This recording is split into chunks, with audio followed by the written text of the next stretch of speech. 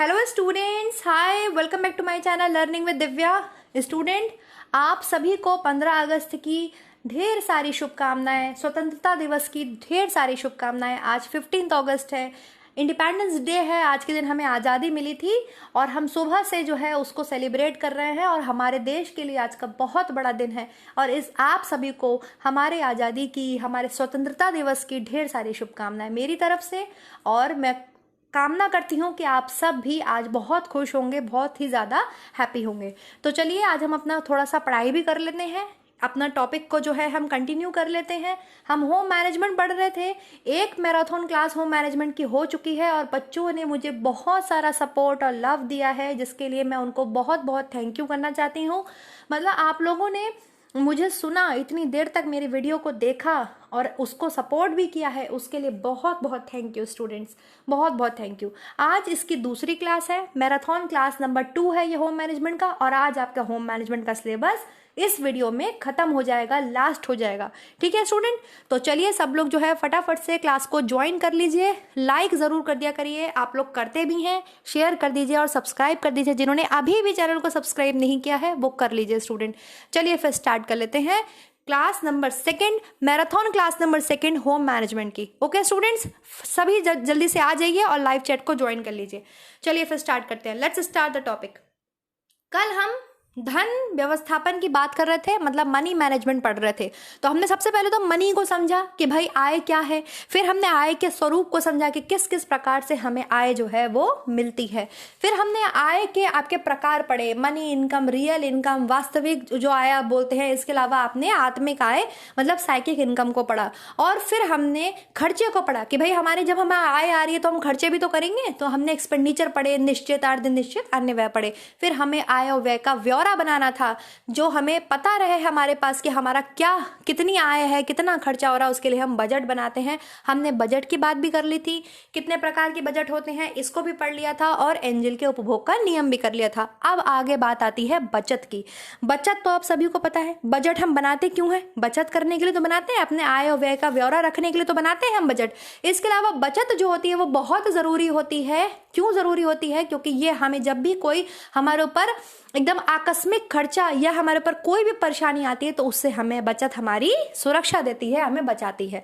हम सब जानते हैं, हम सब बचत करते हैं, ठीक। लेकिन बचत करने के 3 निर्धारक तत्व होते हैं। क्या क्या तत्व होते हैं? पहला तो होता है बचत की इच्छा। अगर आपकी इच्छा ही नहीं है, आपके अंदर इच्छा ही नहीं है बचत करने की, तो आप कभी बचत कर ही नहीं सकते। 50,000 मिले, 1 लाख मिले, 2 लाख मिले, आप तो सब खर्च ही कर देंगे, है ना। तो बचत की इच्छा होनी चाहिए, बचत करने की योग्यता होनी चाहिए, आपके पास योग्य होने चाहिए। आपको अपने आय और व्यय का संतुलन करना आना चाहिए। ऐसा नहीं कि आपकी खर्चे आपकी आय से ज्यादा है, आपको दूसरों से उधार लेना पड़ रहा है, ये गलत है। तो बचत की आपके अंदर योग्यता, बचत की इच्छा और बचत की सुविधा भी होनी चाहिए। अब मान लो बचत तो मैं करना चाहती हूँ, लेकिन ना तो मेरे घर के आसपास कोई डाकघर है, ना मेरे घर के आसपास कोई बैंक है, तो मैं क्या करूंगी बचत करके? मैं कहाँ रखूंगी? कोई मेरा चुरा सकता है पैसा, है ना। तो बचत की सुविधा, ये 3 क्या है? ये 3 है बचत के निर्धारक तत्व। बचत की इच्छा, बचत की योग्यता और बचत की सुविधा। बचत की सुविधा समझ में आ गया सबको? हाँ, बिल्कुल क्लियर होना चाहिए। बचत की सुविधा, ये 3 है बचत के निर्धारक तत्व। आप बचत करते कैसे हैं? देखिए, बचत करने के 2 तरीके होते हैं स्टूडेंट्स, मैं आपको बताती हूँ। Types of saving. एक होती है स्टूडेंट्स आपकी कंपलसरी सेविंग स्कीम, एक होती है voluntary saving scheme. Types of saving का मतलब होता है बचत के प्रकार, किस किस तरीके से आप बचत कर सकते हैं। तो कंपलसरी सेविंग स्कीम्स को आपके बोलते हैं अनिवार्य बचत योजना। यहां से लास्ट ईयर 2021 में टीजीटी में क्वेश्चन पूछा गया था, जिसमें जीपीएफ पूछा गया था, सामान्य भविष्य निधि योजना, ठीक है। तो जो आपके ये कंपलसरी सेविंग स्कीम आती हैं, इसमें स्टूडेंट पीएफ आता है, प्रोविडेंट फंड आता है, प्रोविडेंट फंड जिसे आप बोलते हैं भविष्य निधि योजना। ये जो भविष्य निधि योजना है, ये भारत सरकार द्वारा 1952 में स्टार्ट की गई थी। कब स्टार्ट की गई थी? 1952 में ये स्टार्ट की गई थी। और ये बचत करने के लिए एक बहुत सुरक्षित और बहुत सहज साधन है। लेकिन इसमें एक कंडीशन है कि ये केवल नौकरी पेशा लोगों के लिए है। जो आपके प्रोविडेंट फंड है, जो मैं आपको पढ़ाने जा रही हूँ कंपलसरी सेविंग स्कीम में, जो भारत सरकार सरकार द्वारा चलाए जाने वाले प्रोविडेंट फंड है वो दो हैं, जीपीएफ और सीपीएफ। उसके बारे में हम पढ़ेंगे, ठीक है। कंपलसरी सेविंग स्कीम इसको बोलते हैं, जीपीएफ और सीपीएफ। अब ये क्या है, तो अनिवार्य बचत योजना के ये साधन है, भारत सरकार ने 1952 में ये शुरू करे थे, और ये बेसिकली उनके लिए है जो नौकरी पेशा लोग हैं, जो कहीं पर भी जॉब करते हैं। अब जो केवल और केवल सरकारी जॉब करते हैं, जो सरकारी कर्मचारी हैं, उनके लिए स्टूडेंट होता है जनरल प्रोविडेंट फंड। इसको हिंदी में बोलते हैं सामान्य भविष्य निधि योजना। क्या बोलते हैं? सामान्य भविष्य निधि योजना। इसका जो जनरल प्रोविडेंट फंड है, यह योजना केवल सरकारी कर्मचारियों के लिए होती है, और इसमें हर कर्मचारी, जो भी सरकारी कर्मचारी है, गवर्नमेंट एम्प्लॉय है, उसके वेतन से आई थिंक 10% जो है हर माह उसकी सैलरी का कटता है। अब ये रेशियो ऊपर नीचे हो सकता है, तो इस पर हम बहस नहीं करेंगे। मतलब उसकी सैलरी का कुछ अमाउंट हर महीने कटता है और उसको उस पर अच्छा खासा ब्याज मिलता है, तो उसको हम बोलते हैं जनरल प्रोविडेंट फंड। जनरल से आप ऐसे याद कर लीजिए कि जनरल और गवर्नमेंट, आप ऐसे याद कर लीजिए, ठीक है। हालांकि इसका नाम लिख दिया है सामान्य, लेकिन ये केवल और केवल सरकारी कर्मचारियों के लिए योजना होती है। प्रोविडेंट फंड आपके दो प्रकार के होते हैं, GPF and CPF. Provident fund की स्थापना किसने करी? भारत सरकार ने करी 1952 में, और केवल नौकरी पेशा लोगों के लिए करा। समझ में आ रही है आपको मेरी बात? क्लियर हो रही है? तो जीपीएफ जो है वो आपके गवर्नमेंट सर्वेंट के लिए है, जबकि जो सीपीएफ होता है, कंट्रीब्यूटरी प्रोविडेंट फंड, इसको हिंदी में आपके बोलते हैं प्रति सहायक भविष्य निधि योजना। अच्छा हाँ, कुछ बच्चे बराबर कह रहे हैं मैम हिंदी में पढ़ा दिया करो। मैं क्या फ्रेंच बोल रही हूँ? 2-3 बच्चे हैं, मतलब मैम हिंदी, मैंने इवन लेक्चर में लिखा भी है, अगर पीडीएफ में, तो हिंदी को लिखा है, वो मैं ही जानती हूँ मैंने उसको कैसे टाइप करा है, कैसे लिखा है हिंदी में, ठीक है। कहाँ से कॉपी पेस्ट कर करके नेट से, पहले नेट में मैं इंग्लिश में बोलती हूँ, फिर वो हिंदी में ट्रांसलेट होके आता है, फिर मैं उसको कॉपी करती हूँ, देन मैं यहाँ पर अपनी पीडीएफ में उसको पेस्ट करके लिखती हूँ। तो समझ में आ रहा है, मैं हिंदी ही बोल रही हूँ बच्चों मेरे प्यारे, मैं अंग्रेजी नहीं बोल रही यहाँ पर। अंग्रेजी में अगर लिख भी रही हूँ तो आपको उसको हिंदी में एक्सप्लेन कर तो रही हूँ। अब आप लिखो ना जीपीएफ की फुल फॉर्म, मैंने आपको इंग्लिश में भी बताई, क्योंकि कुछ इंग्लिश मीडियम वाले बच्चे भी हैं, तो बायलिंगुअल क्लास तो रहेगी। जीपीएफ को आप इंग्लिश में बोलेंगे जनरल प्रोविडेंट फंड, हिंदी में आप बोलेंगे सामान्य भविष्य निधि योजना। और जो कंट्रीब्यूटरी प्रोविडेंट फंड है, जिसे सीपीएफ बोलते हैं, ये प्रति सहायक भविष्य निधि योजना होती है। ये आपके सेमी गवर्नमेंट और जो प्राइवेट सेक्टर में काम करते हैं उनके लिए होती है। इसमें उनकी सैलरी के हर महीने उनकी सैलरी से 12% काट लिया जाता है। समझ में आ रहा है? और वो जरूरी है, इसीलिए इसको अनिवार्य है। क्योंकि इसलिए काटा जाता है ताकि जब वो पर्सन रिटायर हो, या कोई जो है पर्सन आपके जो प्राइवेट सेक्टर में काम करता है वो नौकरी छोड़े, तो उसको अच्छा खासा अमाउंट मिले और वो उसको क्या कर सके, आगे हेल्प कर सके। तो ये है आपकी सेविंग्स के कंपलसरी साधन, मतलब अनिवार्य बचत योजना के अंतर्गत आपके आता है जीपीएफ एंड सीपीएफ। और ये दोनों किसके पार्ट हैं? ये दोनों आपके प्रोविडेंट फंड स्कीम, भविष्य निधि योजना के आपके जो है दो प्रकार हैं। समझ में आ गया? इतना क्लियर हो गया? सभी को इतना क्लियर हो गया? एक होते हैं आपके voluntary saving scheme. Voluntary saving scheme मतलब आपकी इच्छा के अनुरूप है, ये आपकी इच्छा है, यहाँ पर आप सेविंग करिए या मत करिए, ये सुविधा आपको जो है मिलती है, जिसमें आपके बैंक आते हैं, पोस्ट ऑफिस आते हैं, पब्लिक प्रोविडेंट फंड आते हैं। पब्लिक प्रोविडेंट फंड आपके होता है पीपीएफ, इसको हिंदी में बोलते हैं वर्षीय लोक भविष्य निधि। यह योजना आपके 1968 में स्टार्ट की गई थी। किसमें स्टार्ट की गई थी? 1968 में भारत सरकार के द्वारा पीपीएफ एक्ट के तहत शुरू गई थी। कोई भी व्यक्ति स्टेट बैंक ऑफ इंडिया में या डाकघर में प्रति वर्ष 500 रुपए से 20,000 रुपए तक इसमें जमा कर सकता है। इसे लोक भविष्य निधि खाता खोल सकता है, पीपीएफ। चाहे आप स्टेट बैंक ऑफ इंडिया में खोल लीजिए, चाहे आप डाकखाने में खोल लीजिए, तो डाकखाना आपको पीपीएफ प्रोवाइड करता है। डाकखाने क्या होते थे? पोस्ट ऑफिस क्या है भाई? पहले गांव में जो गांव के लोग होते थे वो बैंक बेचारे नहीं जा पाते थे, हर जगह बैंक नहीं खुल पाती है, लेकिन डाकखाने आसानी से खुल जाते हैं। तारपत्री का माध्यम था कि भाई लेटर लोग भेजते थे, अपने टेलीग्राम भेजते थे, लेकिन धीरे धीरे इसमें ये योजनाएं भी शुरू कर दी गई, बेसिकली गांव के लोगों को सपोर्ट करने के लिए कि वो कुछ कुछ करके थोड़ा थोड़ा पैसा अपना क्या कर सके, जमा कर सकें। तो बैंक है, पोस्ट ऑफिस है, पब्लिक प्रोविडेंट फंड है, लाइफ इंश्योरेंस जो आप एलआईसी की बात करते हैं, इसके अलावा आप कुछ बहुत सी जगहों पे इन्वेस्ट करते हैं, विनियोग जिसे आप बोलते हैं। जैसे आपने शेयर मार्केट में अपना पैसा लगा दिया, जैसे आपने गोल्ड खरीद के पैसा लगा दिया, जैसे आपने म्यूचुअल फंड में पैसा लगा दिया, उसको हम इन्वेस्ट बोलते हैं, विनियोग बोलते हैं। आई बात समझ में? किसी भी तरीके से पैसे को आप बचा रहे हैं तो दो प्रकार से हम पैसे को बचा सकते हैं, सेविंग कर सकते हैं। वो क्या है आपके? वो कंपलसरी सेविंग स्कीम होती है। कंपलसरी सेविंग स्कीम भारत सरकार ने 1952 में स्टार्ट की थी, उसको प्रोविडेंट फंड बोलते हैं। ये दो प्रकार के होते हैं, जीपीएफ एंड सीपीएफ। जीपीएफ केवल और केवल आपके सरकारी कर्मचारियों के लिए होते हैं, जबकि जो सीपीएफ होते हैं आपके, ये अर्ध सरकारी जो सेमी गवर्नमेंट होते हैं, इसके अलावा जो प्राइवेट सेक्टर में जो कंपनीज में काम करते हैं या प्राइवेट कंपनीज में काम करते हैं, उनके लिए होते हैं सीपीएफ। इतनी बात आपको समझ में आई।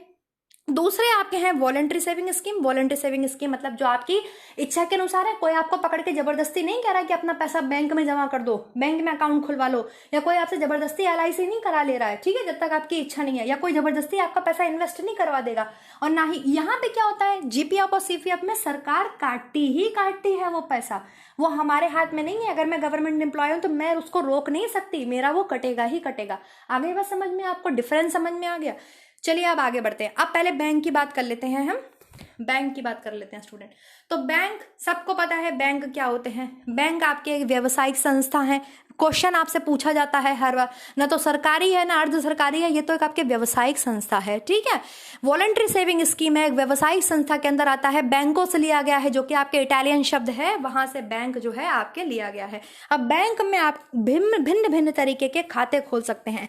देखिए मेन तो 3 तरीके के खाते बैंक में खुलते हैं, एक सेविंग अकाउंट, एक करंट अकाउंट, एक आपके फिक्स डिपॉजिट अकाउंट।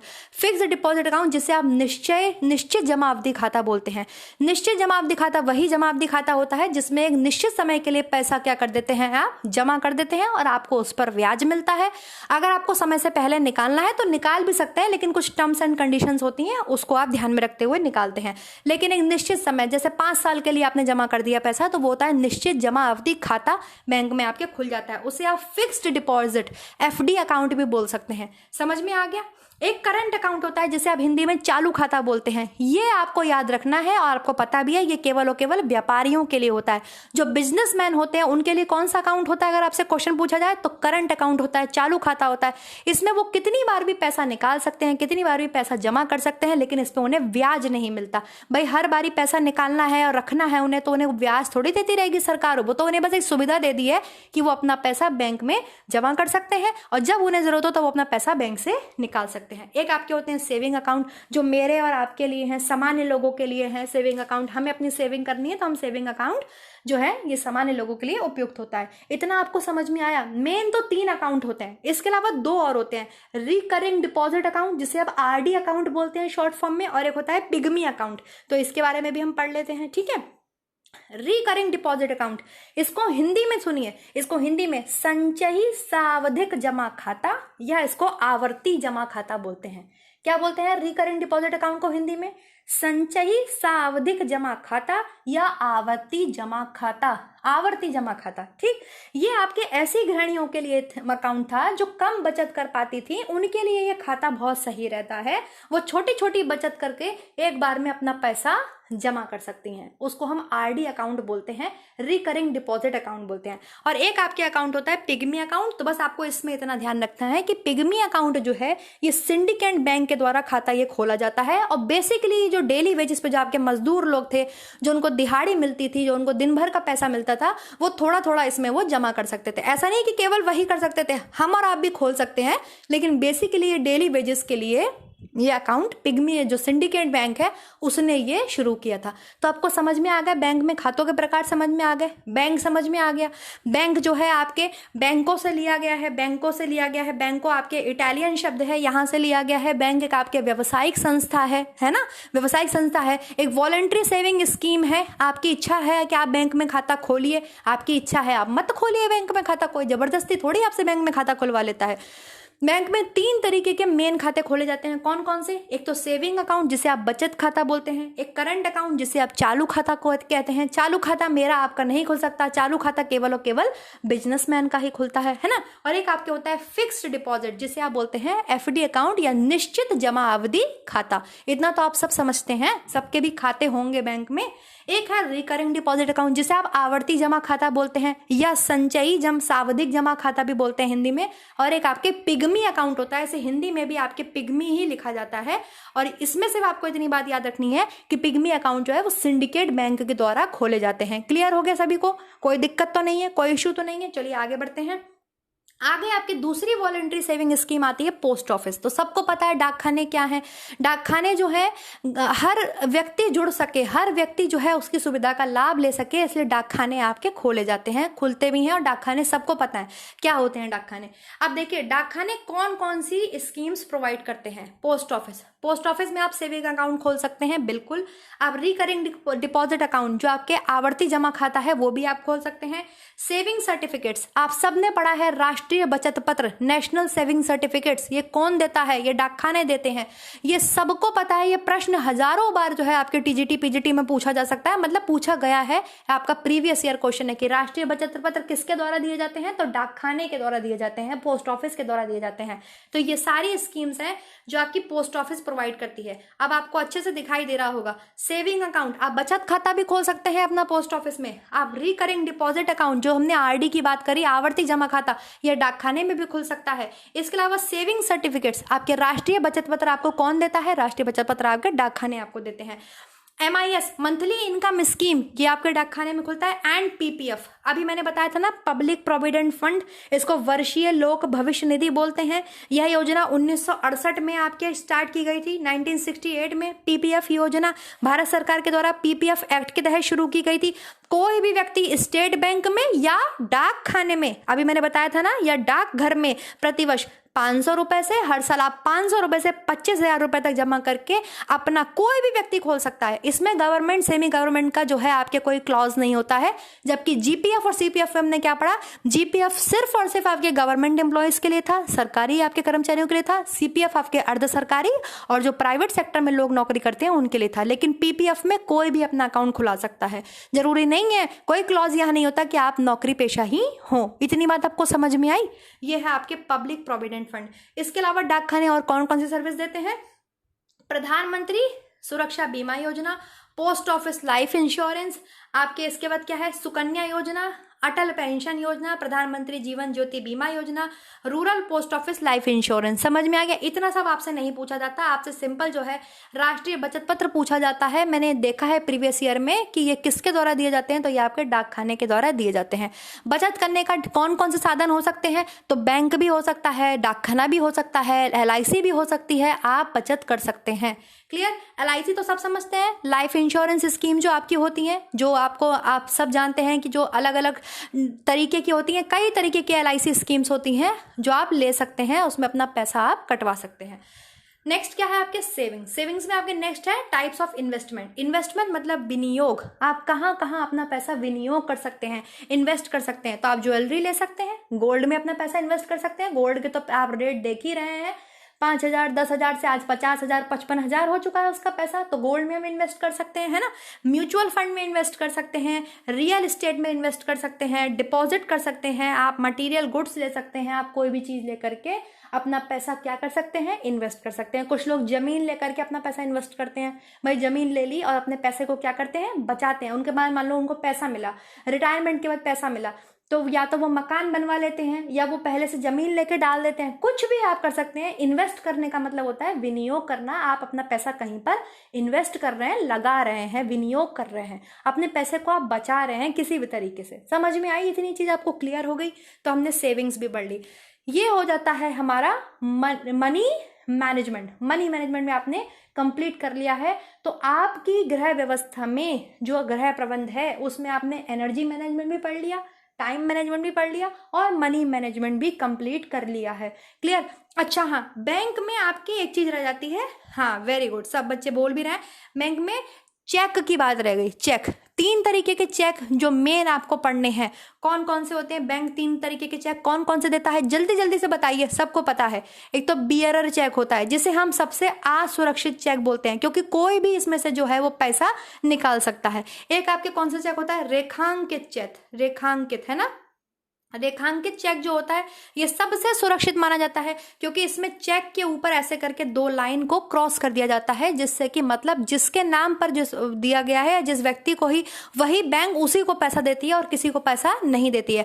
और एक आपके होता है आदेश चेक, ऑर्डर चेक। इसके अलावा आपके यात्री चेक होते हैं, बहुत तरीके के चेक होते हैं, लेकिन मेन आपको 3 पढ़ने हैं।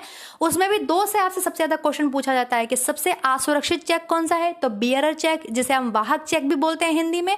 और सबसे सुरक्षित चेक कौन सा है? तो रेखांकित चेक है, सबसे सुरक्षित चेक माना जाता है। क्लियर है? इतना सबको समझ में आ गया? चलिए आगे बढ़ते हैं स्टूडेंट। अब भाई हमने सब कुछ कर लिया, हमने गृह व्यवस्था की बात कर ली, हमने होम को मैनेजमेंट करना सीख लिया कि किस तरीके से हम अपने घर को मैनेज कर सकते हैं, अपने रिसोर्सेज को मैनेज कर सकते हैं। तो सब कुछ करते हैं तो हम हैं क्या? हम एक उपभोक्ता भी तो हैं। हम बाजार जाते हैं, बाजार से अपने लिए बहुत सारी चीजें लेकर के आते हैं, इतनी सारी चीजें हमें मिलती हैं, तो हम उपभोक्ता हैं क्योंकि हम वस्तुओं के उपभोग करते हैं। ठीक है, वस्तु क्या है? उत्पाद है, और उसको बनाने वाला कौन है? उत्पादक कर्ता, प्रोड्यूसर है। ठीक है, जो वस्तु को बनाता है। वस्तु क्या है? उत्पाद है। और हम क्या है? जो वस्तुओं का उपयोग कर रहे हैं, उपभोग कर रहे हैं, हम कौन है? उपभोक्ता है। तो उपभोक्ता है तो हमारी कुछ क्या है? हमें कुछ राइट्स मिले हुए हैं। राइट से मतलब आता है आपको अधिकार मिले हुए हैं, आपके कुछ कर्तव्य हैं। Rights and duties of a consumer. ठीक, उपभोक्ता के अधिकार और कर्तव्य। अब उपभोक्ता के क्या क्या अधिकार हैं और क्यों ये उपभोक्ता को अधिकार दिए गए हैं? ताकि उपभोक्ता सही उत्पाद चुने और सही उत्पाद खरीदे। इसके लिए उपभोक्ता को क्या दिए गए हैं? अधिकार दिए गए हैं। कितने अधिकार दिए गए हैं? तो टोटल आपके 8 अधिकार दिए गए हैं। 8 अधिकार दिए गए हैं। अब वो कौन कौन से हैं, यहां से प्रश्न बनता है, तो आपको पता होना चाहिए। राइट टू सेफ्टी मतलब सुरक्षा का अधिकार। ठीक है, राइट टू चूज मतलब आपके चयन का अधिकार। चयन का अधिकार समझते हैं आप? किसी भी चीज को सिलेक्ट करने का। जैसे फॉर एग्जाम्पल कोई क्रीम लेने गए आप, बॉडी क्रीम, बॉडी लोशन या कुछ भी आप लेने गए, लिपस्टिक लेने गए। हम सब फीमेल्स को लिपस्टिक पसंद होती है, तो कितने सारे ब्रांड्स हैं लिपस्टिक के, आप हजारों ब्रांड्स लिपस्टिक के आपके सामने हैं। तो आपका अधिकार है, आप कोई भी चूज करो। कोई जबरदस्ती आपको लैक्मे नहीं चिपका सकता, कोई जबरदस्ती आपको मैक नहीं चिपका सकता। आपका अधिकार है, आपको चूज करने का अधिकार है। ठीक है, यदि कोई वस्तु एक से अधिक निर्माता द्वारा उत्पादित की जाती है, उस वस्तु का और कोई विकल्प भी आपके पास है, तो ऐसे में उपभोक्ता का अधिकार होता है कि वो अपने मन का विकल्प चुने। तो right to safety, right to choose. इसके अलावा आपके होता है राइट टू हियर्ड। हियर्ड मतलब आपकी सुनवाई का अधिकार। उपभोक्ता को अधिकार है कि अगर खरीदी हुई वस्तु में कोई भी कमी है तो वो उसके निर्माता को, उसके विक्रेता को उससे अवगत करा सकता है। ठीक है, राइट टू सेफ्टी, सुरक्षा का अधिकार। अगर मान लीजिए आप कोई भी प्रोडक्ट खरीद के लाए और वो नकली निकला, नकली दवा है या आपको उससे नुकसान हुआ है, तो आप बिल्कुल अपना जो है हर्जाना मांग सकते हैं, आप उसको बदल सकते हैं। ये सब अधिकार आपको पता है। इसके अलावा राइट टू हियर्ड हो गया। Right to informed. Right to informed का मतलब क्या होता है आपको? हाँ, राइट टू इन्फॉर्म मतलब जानकारी का अधिकार। उपभोक्ता किसी भी वस्तु की गुणवत्ता, शुद्धता, कीमत, तौल आदि की जानकारी की मांग कर सकते हैं कि भाई हम चीज खरीद रहे हैं तो हमारा पूरा अधिकार है कि हम एक एक चीज उसकी जानकारी ले सकें कि वो कितना शुद्ध है, कितनी गुणवत्ता है, उसमें हमें पूरी अधिकार है ये। इसके अलावा आपके राइट टू हेल्दी इन्वायरमेंट मतलब हम ऐसा जो है खरीदें जो स्वस्थ वातावरण का अधिकार हो। उपभोक्ता का अधिकार है कि ऐसे वातावरण में रहे, ऐसे वातावरण में कार्य करे जो स्वास्थ्यपूर्ण हो। ठीक, ऐसी जगह पे ना रहे जहां पर आपके कोई ऐसी परेशानी हो रही है आपको रहने में, तो आपको स्वच्छ वातावरण में रहने का अधिकार है। इसके बाद राइट टू रिड्रेस है आपके। राइट टू रिड्रेस मतलब आपके आता है आपको शिक्षा का अधिकार है। Consumer education, right to consumer education आपको शिक्षा का अधिकार है, स्वस्थ वातावरण में रहने का अधिकार है, आपको क्षतिपूर्ति का अधिकार है। ठीक, आपको जानकारी का अधिकार है। और right to basic needs, right to basic needs वही आ जाती हैं आपको आपके, इसका मतलब यहाँ पर सूचना का अधिकार इन्होंने नहीं दिया है। Right to information act, right to information act right to address में आ सकता है। आई थिंक मैं हिंदी में बता देती हूँ आपको कौन कौन से अधिकार होते हैं। यहाँ थोड़ा सा इस पिक्चर में अलग अलग दिए हैं। एक तो सुरक्षा का अधिकार होता है, एक आपको जानकारी का अधिकार होता है, एक चयन का अधिकार होता है, सुनवाई का अधिकार होता है, क्षतिपूर्ति का अधिकार होता है, उपभोक्ता की शिक्षा का अधिकार होता है, स्वस्थ वातावरण का अधिकार होता है और आपके सूचना का अधिकार होता है। ठीक है, सूचना का अधिकार मतलब राइट टू इंफॉर्मेशन एक्ट जो कि आपके 2005 में इस कानून का गठन किया गया था। इसके तहत उपभोक्ता किसी भी जगह पर कहीं पर भी अपनी कोई भी सूचना प्राप्त करने का उसको अधिकार है।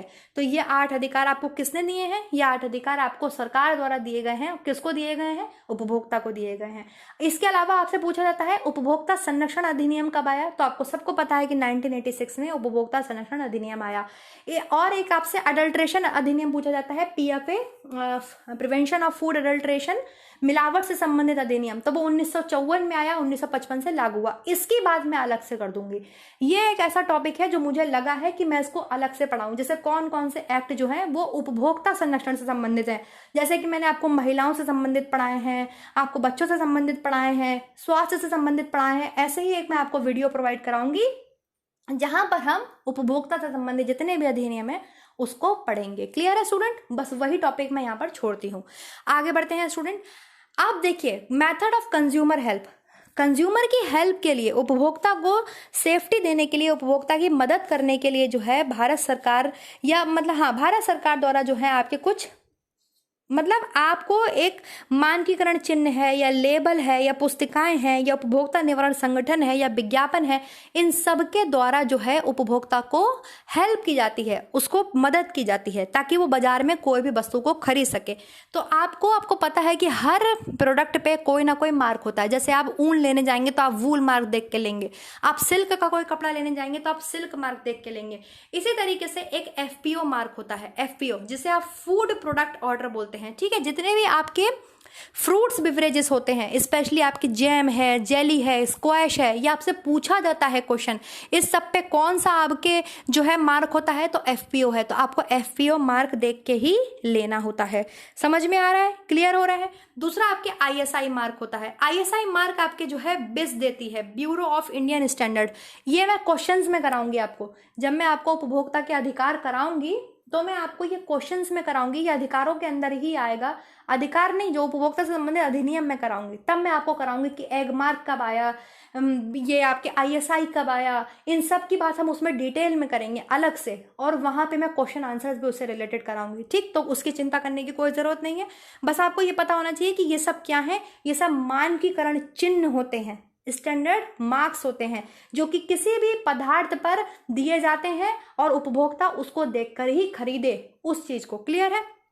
एग मार्क आपके जितने भी एग्रीकल्चर से रिलेटेड प्रोडक्ट होते हैं, जैसे दाल है, अनाज है, ऑयल है, घी तेल है, आपके इन सब के ऊपर आपके एग मार्क लगा हुआ होता है। क्लियर है? सबको पता ही है। इसके अलावा आपके हॉल मार्क, जो सोना है उसके ऊपर क्या लगता है? हॉल मार्क लगता है। इको फ्रेंडली मार्क आपके लगा होता है किस वस्तु के ऊपर? जो कि पर्यावरण की हितैषी होती हैं, पर्यावरण से संबंधित होती हैं, पर्यावरण को कोई नुकसान नहीं पहुंचाती हैं, उसके ऊपर इको मार्क लगा होता है। ये इको मार्क है। क्लियर हो गया सबको? ये सब क्वेश्चन आपसे पूछे जाते हैं कि एग मार्क किस पे लगा होता है। तो जितनी भी एग्रीकल्चर से रिलेटेड कृषि संबंधित वस्तुएं होती हैं, अनाज है या आप चावल है या आप घी तेल है, इन सबको आप खरीदते हैं, सब पे एग मार्क लगा होता है। क्लियर है? FPO किस पे होता है? तो जितने भी आपके फ्रूट से रिलेटेड स्क्वैश हैं, शरबत हैं, जैम है, जेली है, इन सब पे आपके FPO मार्क लगा होता है। यहां से क्वेश्चन बनते हैं ना एग्जाम में, तो ये आपको अच्छे से तैयार करना है स्टूडेंट। और बाकी हम इसकी डिटेल में बात करेंगे जब मैं आपको उपभोक्ता से संबंधित अधिनियम कराऊंगी तब। क्लियर? कोई इशू तो नहीं है अभी तक किसी को? चलो आगे बढ़ते हैं। अब हम बात करेंगे घर की सजावट की। गृह सज्जा हो गई, गृह प्रबंध आपने पूरा पढ़ लिया है। गृह प्रबंध में आपने कैसे हम प्रबंध करते हैं, कैसे हम मैनेज करते हैं, कैसे हम डिसीजन लेते हैं, संसाधनों का प्रयोग करते हैं, लास्ट में मैं इसको पूरा एक बार और रिवाइज कराऊंगी एक कहानी की तरह, जो आपको बिल्कुल समझ में आ जाएगी, दिमाग में आपके बैठ जाएगी। अब हम बात करेंगे घर की सजावट की। जब हम घर की बात करते हैं, घर के प्रबंध की बात करते हैं, तो हम घर को सजाते भी तो हैं, घर को डेकोरेट भी तो करते हैं। तो होम डेकोरेशन की बात आएगी, अर्थात आंतरिक और बाह्य सज्जा की हम बात करेंगे। आंतरिक सज्जा क्या होती है? आंतरिक सज्जा आप किसे कहते हैं? जो जब आप घर को सजाते हैं, घर को आंतरिक रूप से तैयार करते हैं, है ना, उसे हम क्या कहते हैं? आंतरिक सज्जा कहते हैं। तो जो भी आप रंगों का प्रयोग करते हैं, आप कला को पढ़ते हैं, आप फर्नीचर पढ़ते हैं, आप इक्विपमेंट्स पढ़ते हैं, आप चित्र पढ़ते हैं, आप पेंटिंग पढ़ते हैं, आप फ्लोर डेकोरेशन पढ़ते हैं, आप फ्लावर डेकोरेशन पढ़ते हैं, ये सब आपके किसके अंदर आ जाता है? ये सब आपके घर की डेकोरेशन, घर की आंतरिक बाह्य सज्जा के अंदर आ जाता है। क्लियर है स्टूडेंट? स्टार्ट करें घर की आंतरिक सज्जा। चलिए, सबसे पहले हम बात करेंगे कला के तत्व की। तो आपको सबको पता है कि कला क्या है? गृह प्रबंध की बात कर रहे हैं हम, होम डेकोरेशन की बात कर रहे हैं हम, तो कला की बात तो करेंगे ही, क्योंकि कला एक बहुत महत्वपूर्ण आपके जो है एक तत्व होता है जिससे आप अपने घर को सजा सकते हैं, कला से, है ना। और गृह प्रबंध तो आपके कला और विज्ञान है ही। तो कला के तत्वों की बात करेंगे तो फटाफट से सब मेरे साथ बताएंगे कला के कौन कौन से तत्व होते हैं। तो कला के आपके रेखा, लाइन, कौन सा तत्व होता है? आपके 7 तत्व होते हैं। टोटल कितने होते हैं? 7। रेखा है, इसके अलावा आपके आकार है, फॉर्म या शेप आप उसे बोलते हैं, और आप टेक्सचर जिसे आप पोत बोलते हैं, बनावट बोलते हैं, नमूना है, कलर है, लाइट है, स्पेस है। देखिए, लाइट, लाइन, स्पेस, फॉर्म या शेप जिसे आप आकार बोलते हैं, है ना। टेक्सचर को जिसे आप पोत बोलते हैं, पैटर्न जिसे आप डिजाइन बोलते हैं, और आपके कलर, कलर मतलब रंग, ये 7 क्या होते हैं, ये 7 कला के तत्व होते हैं। हमेशा याद रखिएगा, यहाँ से प्रश्न आपके एग्जाम में पूछा जाता है, कुछ भी तरीके से पूछ सकते हैं। या तो डायरेक्ट पूछ लें कि कला के कितने तत्व होते हैं, तो कला के मेन 7 तत्व होते हैं। या ऐसे पूछ सकते हैं कि 4 ऑप्शन लिखें और उसमें पूछें आपसे कि इनमें से कौन सा कला का तत्व है। या ऐसे पूछ सकते हैं 4 ऑप्शन लिखें और उसमें पूछें कौन सा कला का तत्व नहीं है। तो आपको पता होने चाहिए कि कला के मेन 7 तत्व होते हैं। कौन कौन से? रेखा, रेखा होती है, फिर आकार, आकार मतलब शेप, आकार, उसके बाद नमूना, नमूना, डिजाइन, टेक्सचर, टेक्सचर मतलब पोत, रंग, प्रकाश, स्पेस, स्पेस का मतलब होता है खाली स्थान, रिक्त स्थान। हम ऊपर वाले स्पेस की बात नहीं कर रहे हैं कि हम एरोप्लेन लेके और जेट प्लेन लेके स्पेस में जा रहे हैं, रॉकेट लेके स्पेस में जा रहे हैं, उस स्पेस की बात नहीं हो रही है। यहाँ पर स्पेस की बात हो रही है स्थान से, खाली जगह से, रिक्त स्थान से। समझ में आ गया? तो कला के आपको 7 तत्व समझ में आ गए, रिवाइज हो गए आपके। चलिए आगे बढ़ते हैं हम स्टूडेंट। अब यहीं पर हम बात कर लेते हैं इनकी बात हम यहीं कर लेते हैं। चलो सबसे पहले हम स्टार्ट करते हैं लाइन से। लाइन जिसे आप क्या बोलते हैं? रेखा बोलते हैं। इसको हम डिटेल में यहीं पर पढ़ लेते हैं। तो हम सबको पता है कि रेखा जो है वो सबसे मेन आपके कला का तत्व होती है। बिना रेखा बनाए आप कोई भी आकृति नहीं बना सकते। बना सकते हैं कि नहीं बना सकते? नहीं बना सकते। तो रेखाएं हम 4 प्रकार के रेखा पढ़ते हैं। एक तो हम वर्टिकल लाइंस पढ़ते हैं, ठीक है। एक हम आपके हॉरिजॉन्टल मतलब ऐसे पड़ी हुई रेखा पढ़ते हैं। एक आप डायगोनल लाइंस पढ़ते हैं मतलब तिरछी रेखा पढ़ते हैं। और एक आप कर्व्ड लाइंस पढ़ते हैं, इन्हें कर्व्ड लाइंस कहते हैं, जिसे आप हिंदी में वक्र रेखा बोलते हैं। तो चलिए सबसे पहले हम फटाफट से रिवाइज कर लेते हैं रेखा में जो आपके वर्टिकल लाइंस होती हैं मतलब सीधी रेखा। तो बताइए सीधी रेखा क्या क्या बताती हैं? सीधी रेखाएं हमें किस चीज का एहसास कराती हैं? बहुत तेजी के साथ सब बच्चों का कमेंट आना चाहिए। सीधी रेखा, वेरी गुड। सीधी रेखा हमें ऊंचाई का एहसास कराती हैं, ये ऊंचाई का एहसास कराती हैं, लंबाई का एहसास कराती हैं, उत्साह का, जोश का, पुरोचित गुण का, पुरुषोचित गुण का एहसास कराती हैं, औपचारिकता का एहसास कराती हैं, शक्ति का एहसास कराती हैं कि नहीं कराती हैं? ये पूछा जाता है क्वेश्चन आपसे, है ना। अब इसके बाद हम बात कर लेते हैं आपके हॉरिजॉन्टल लाइंस की। हॉरिजॉन्टल लाइन को आप क्षैतिज रेखा या पड़ी रेखा बोलते हैं, लेटी रेखा बोलते हैं, है ना।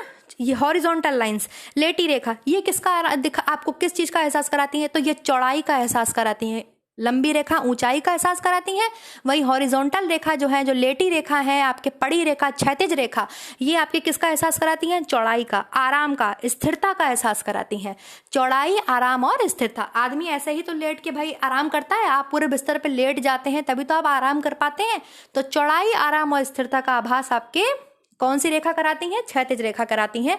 ये प्रश्न सब आपसे एग्जाम में बनते हैं। अब हम बात करते हैं डायगोनल लाइंस। हाँ, और भी अगर आपके पास हो तो आप बिल्कुल बताइए, कमेंट करके बताइए बच्चों को, अपनी नॉलेज को शेयर कीजिए। भाई मैंने जो ये कुछ शेयर किया है, जितना मैंने पढ़ा है वो सारे नोट्स मैंने आपके साथ शेयर करे हैं अपने पर्सनल।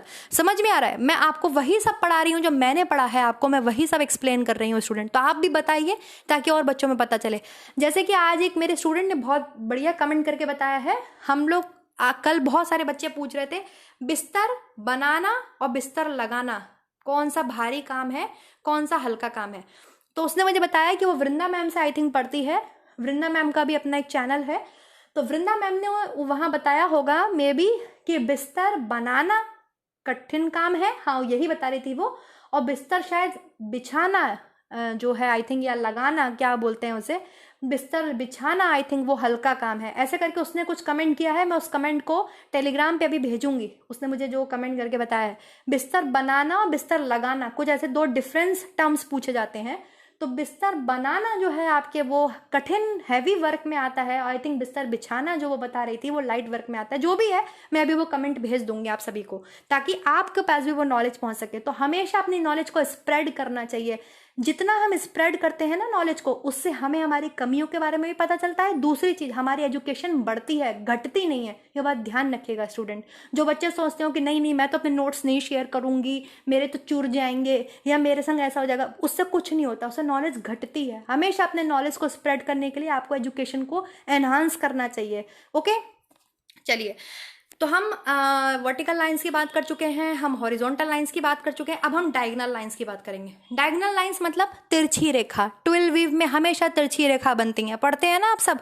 तो तिरछी रेखा जो है ये किसका अभाव कराती है? ये अभाव नहीं, सॉरी, किस चीज का आपको एहसास कराती हैं? किसका एहसास कराती हैं? क्रियाशीलता का, गतिशीलता का, परिवर्तन। हमेशा आपको लगेगा कोई चीज मूव कर रही है, गति में है, तो क्रियाशीलता, गतिशीलता, परिवर्तन का एहसास आपको कौन सी लाइंस कराती हैं? आपको वर्टिकल लाइंस कराती हैं। और अब बात करते हैं हम लास्ट में आपके कर्व्ड लाइंस की। कर्व्ड लाइंस, तो कर्व्ड लाइंस या वक्र रेखाएं आपको लोच का आभास कराती हैं, सुंदरता का आभास कराती हैं। जब भी किसी डिजाइन में, किसी भी पैटर्न में हमें सुंदरता लानी होती है तो हम कौन सी लाइंस का यूज करते हैं? हम कर्व्ड लाइंस का यूज करते हैं, वक्र रेखाओं का यूज करते हैं, है ना। तो सुंदरता लाने का, नजाकत लाने का, लालित्य लाने का, लोच लाने का, उल्लास लाने का काम कौन सी रेखाएं करती हैं? वक्र रेखाएं करती हैं। क्लियर हो गया? लाइन सबको क्लियर हो गया? एनी डाउट, एनी इशू तो वो मुझे बता सकता है, फटाफट से बताइए। कोई इशू है, कोई प्रॉब्लम है आप लोगों को यहां तक? हाँ ठीक है, नहीं है तो बहुत अच्छी बात है। तो लाइंस की बात हो गई। 4 तरीके की लाइन हम पढ़ते हैं, vertical, horizontal, diagonals and curve. सीधी, लेटी, टेढ़ी और वक्र रेखाएं। अब बात करेंगे हम दूसरे, हम बात कर लेते हैं आपके शेप की, आकार की या फॉर्म की, जिसे आप बोलते हैं। तो शेप, फॉर्म, आकार, आप लाइंस का यूज करके आप क्या बनाते हो? आप आकृति बनाते हो ना, आप आकार बनाते हो। 2 डायगोनल और 1 पड़ी हॉरिजॉन्टल रेखा से आपने क्या बना लिया? त्रिकोण बना लिया। कर्व्ड रेखाओं का यूज करके आप क्या बनाते हो? सर्कल बना लेते हो। तो ये तो बच्चों वाली बातें हैं, NC-KG में बच्चों को ये चीजें पढ़ाई जाती हैं। पहले तो लाइंस बनाना सिखाया जाता है, फिर उनको शेप बनाना सिखाया जाता है, ये तो सब जानते हैं, कोई बड़ी बात नहीं है। और आप पढ़ के समझ जाएंगे कि कौन कौन सी लाइन को हम यूज करके हमेशा हम किसका निर्माण करते हैं? आकृति का निर्माण करते हैं। वो आकृति कोई भी हो सकती है, त्रिभुज है, आकार है, वृत्त है, आपके रेक्टेंगल है, ट्राइंगल है, हेक्सागन है, पेंटागन है, ऑक्टागन है, कितनी भी आप आकृति बना सकते हो। किससे बना सकते हो आप? रेखा से। तो सबसे बेसिक एलिमेंट कौन सा होता है कला का? रेखा होता है, रेखा, हमेशा याद रखना। क्लियर?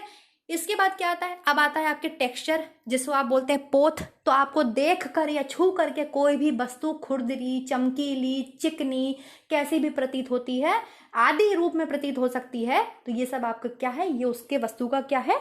टेक्सचर है, पोत है। क्लियर हो गया? कोई इशू है यहां तक? फिर हम बात करते हैं पैटर्न की, या आप बोल सकते हैं इसे डिजाइन, नमूना। ठीक है, नमूने जो हैं आपके स्टूडेंट बेसिकली 2 प्रकार के होते हैं। कौन कौन से नमूने होते हैं? Structural and decorative. यहाँ पे आपको पता ही है, इसकी बात अभी मैं आगे करूंगी, मैंने स्पेशली इसको बनाया हुआ है। ठीक है, स्ट्रक्चरल एंड डेकोरेटिव। स्ट्रक्चरल कौन से होते हैं आपके? जिसे आप रचनात्मक या संरचनात्मक बोलते हैं, जो कि किसी भी आकृति का आधार होते हैं। अब ये आपने बनाया, ये आपका स्ट्रक्चरल नमूना है, इसके ऊपर आपने कुछ भी डेकोरेट कर दिया, कुछ भी सजा दिया, कुछ भी लगा दिया, तो वो क्या होते हैं? सजावटी नमूने होते हैं। अभी हम इसकी बात आगे करेंगे डिटेल में। ओके, तो हो गया। इसके बाद आपके क्या आते हैं? रंग आते हैं। तो रंग के बिना तो हमारा जीवन फीका है। तो रंगों की जब हम बात करते हैं तो हम primary colour, secondary colour, tertiary colours, quaternary colours, prime colour scheme मैंने पूरी पढ़ाई हुई है आपको। इसके अलावा हम कलर स्कीम्स की बात करते हैं, हल्के रंग, गर्म रंग, ठंडे रंग, भारी रंग, ऐसे पता नहीं तमाम रंगों की हम बात करते हैं, और रंगों का हम अपने जीवन में हमेशा प्रयोग करते हैं। अब बात आती है आपके लाइट की, लाइट, प्रकाश।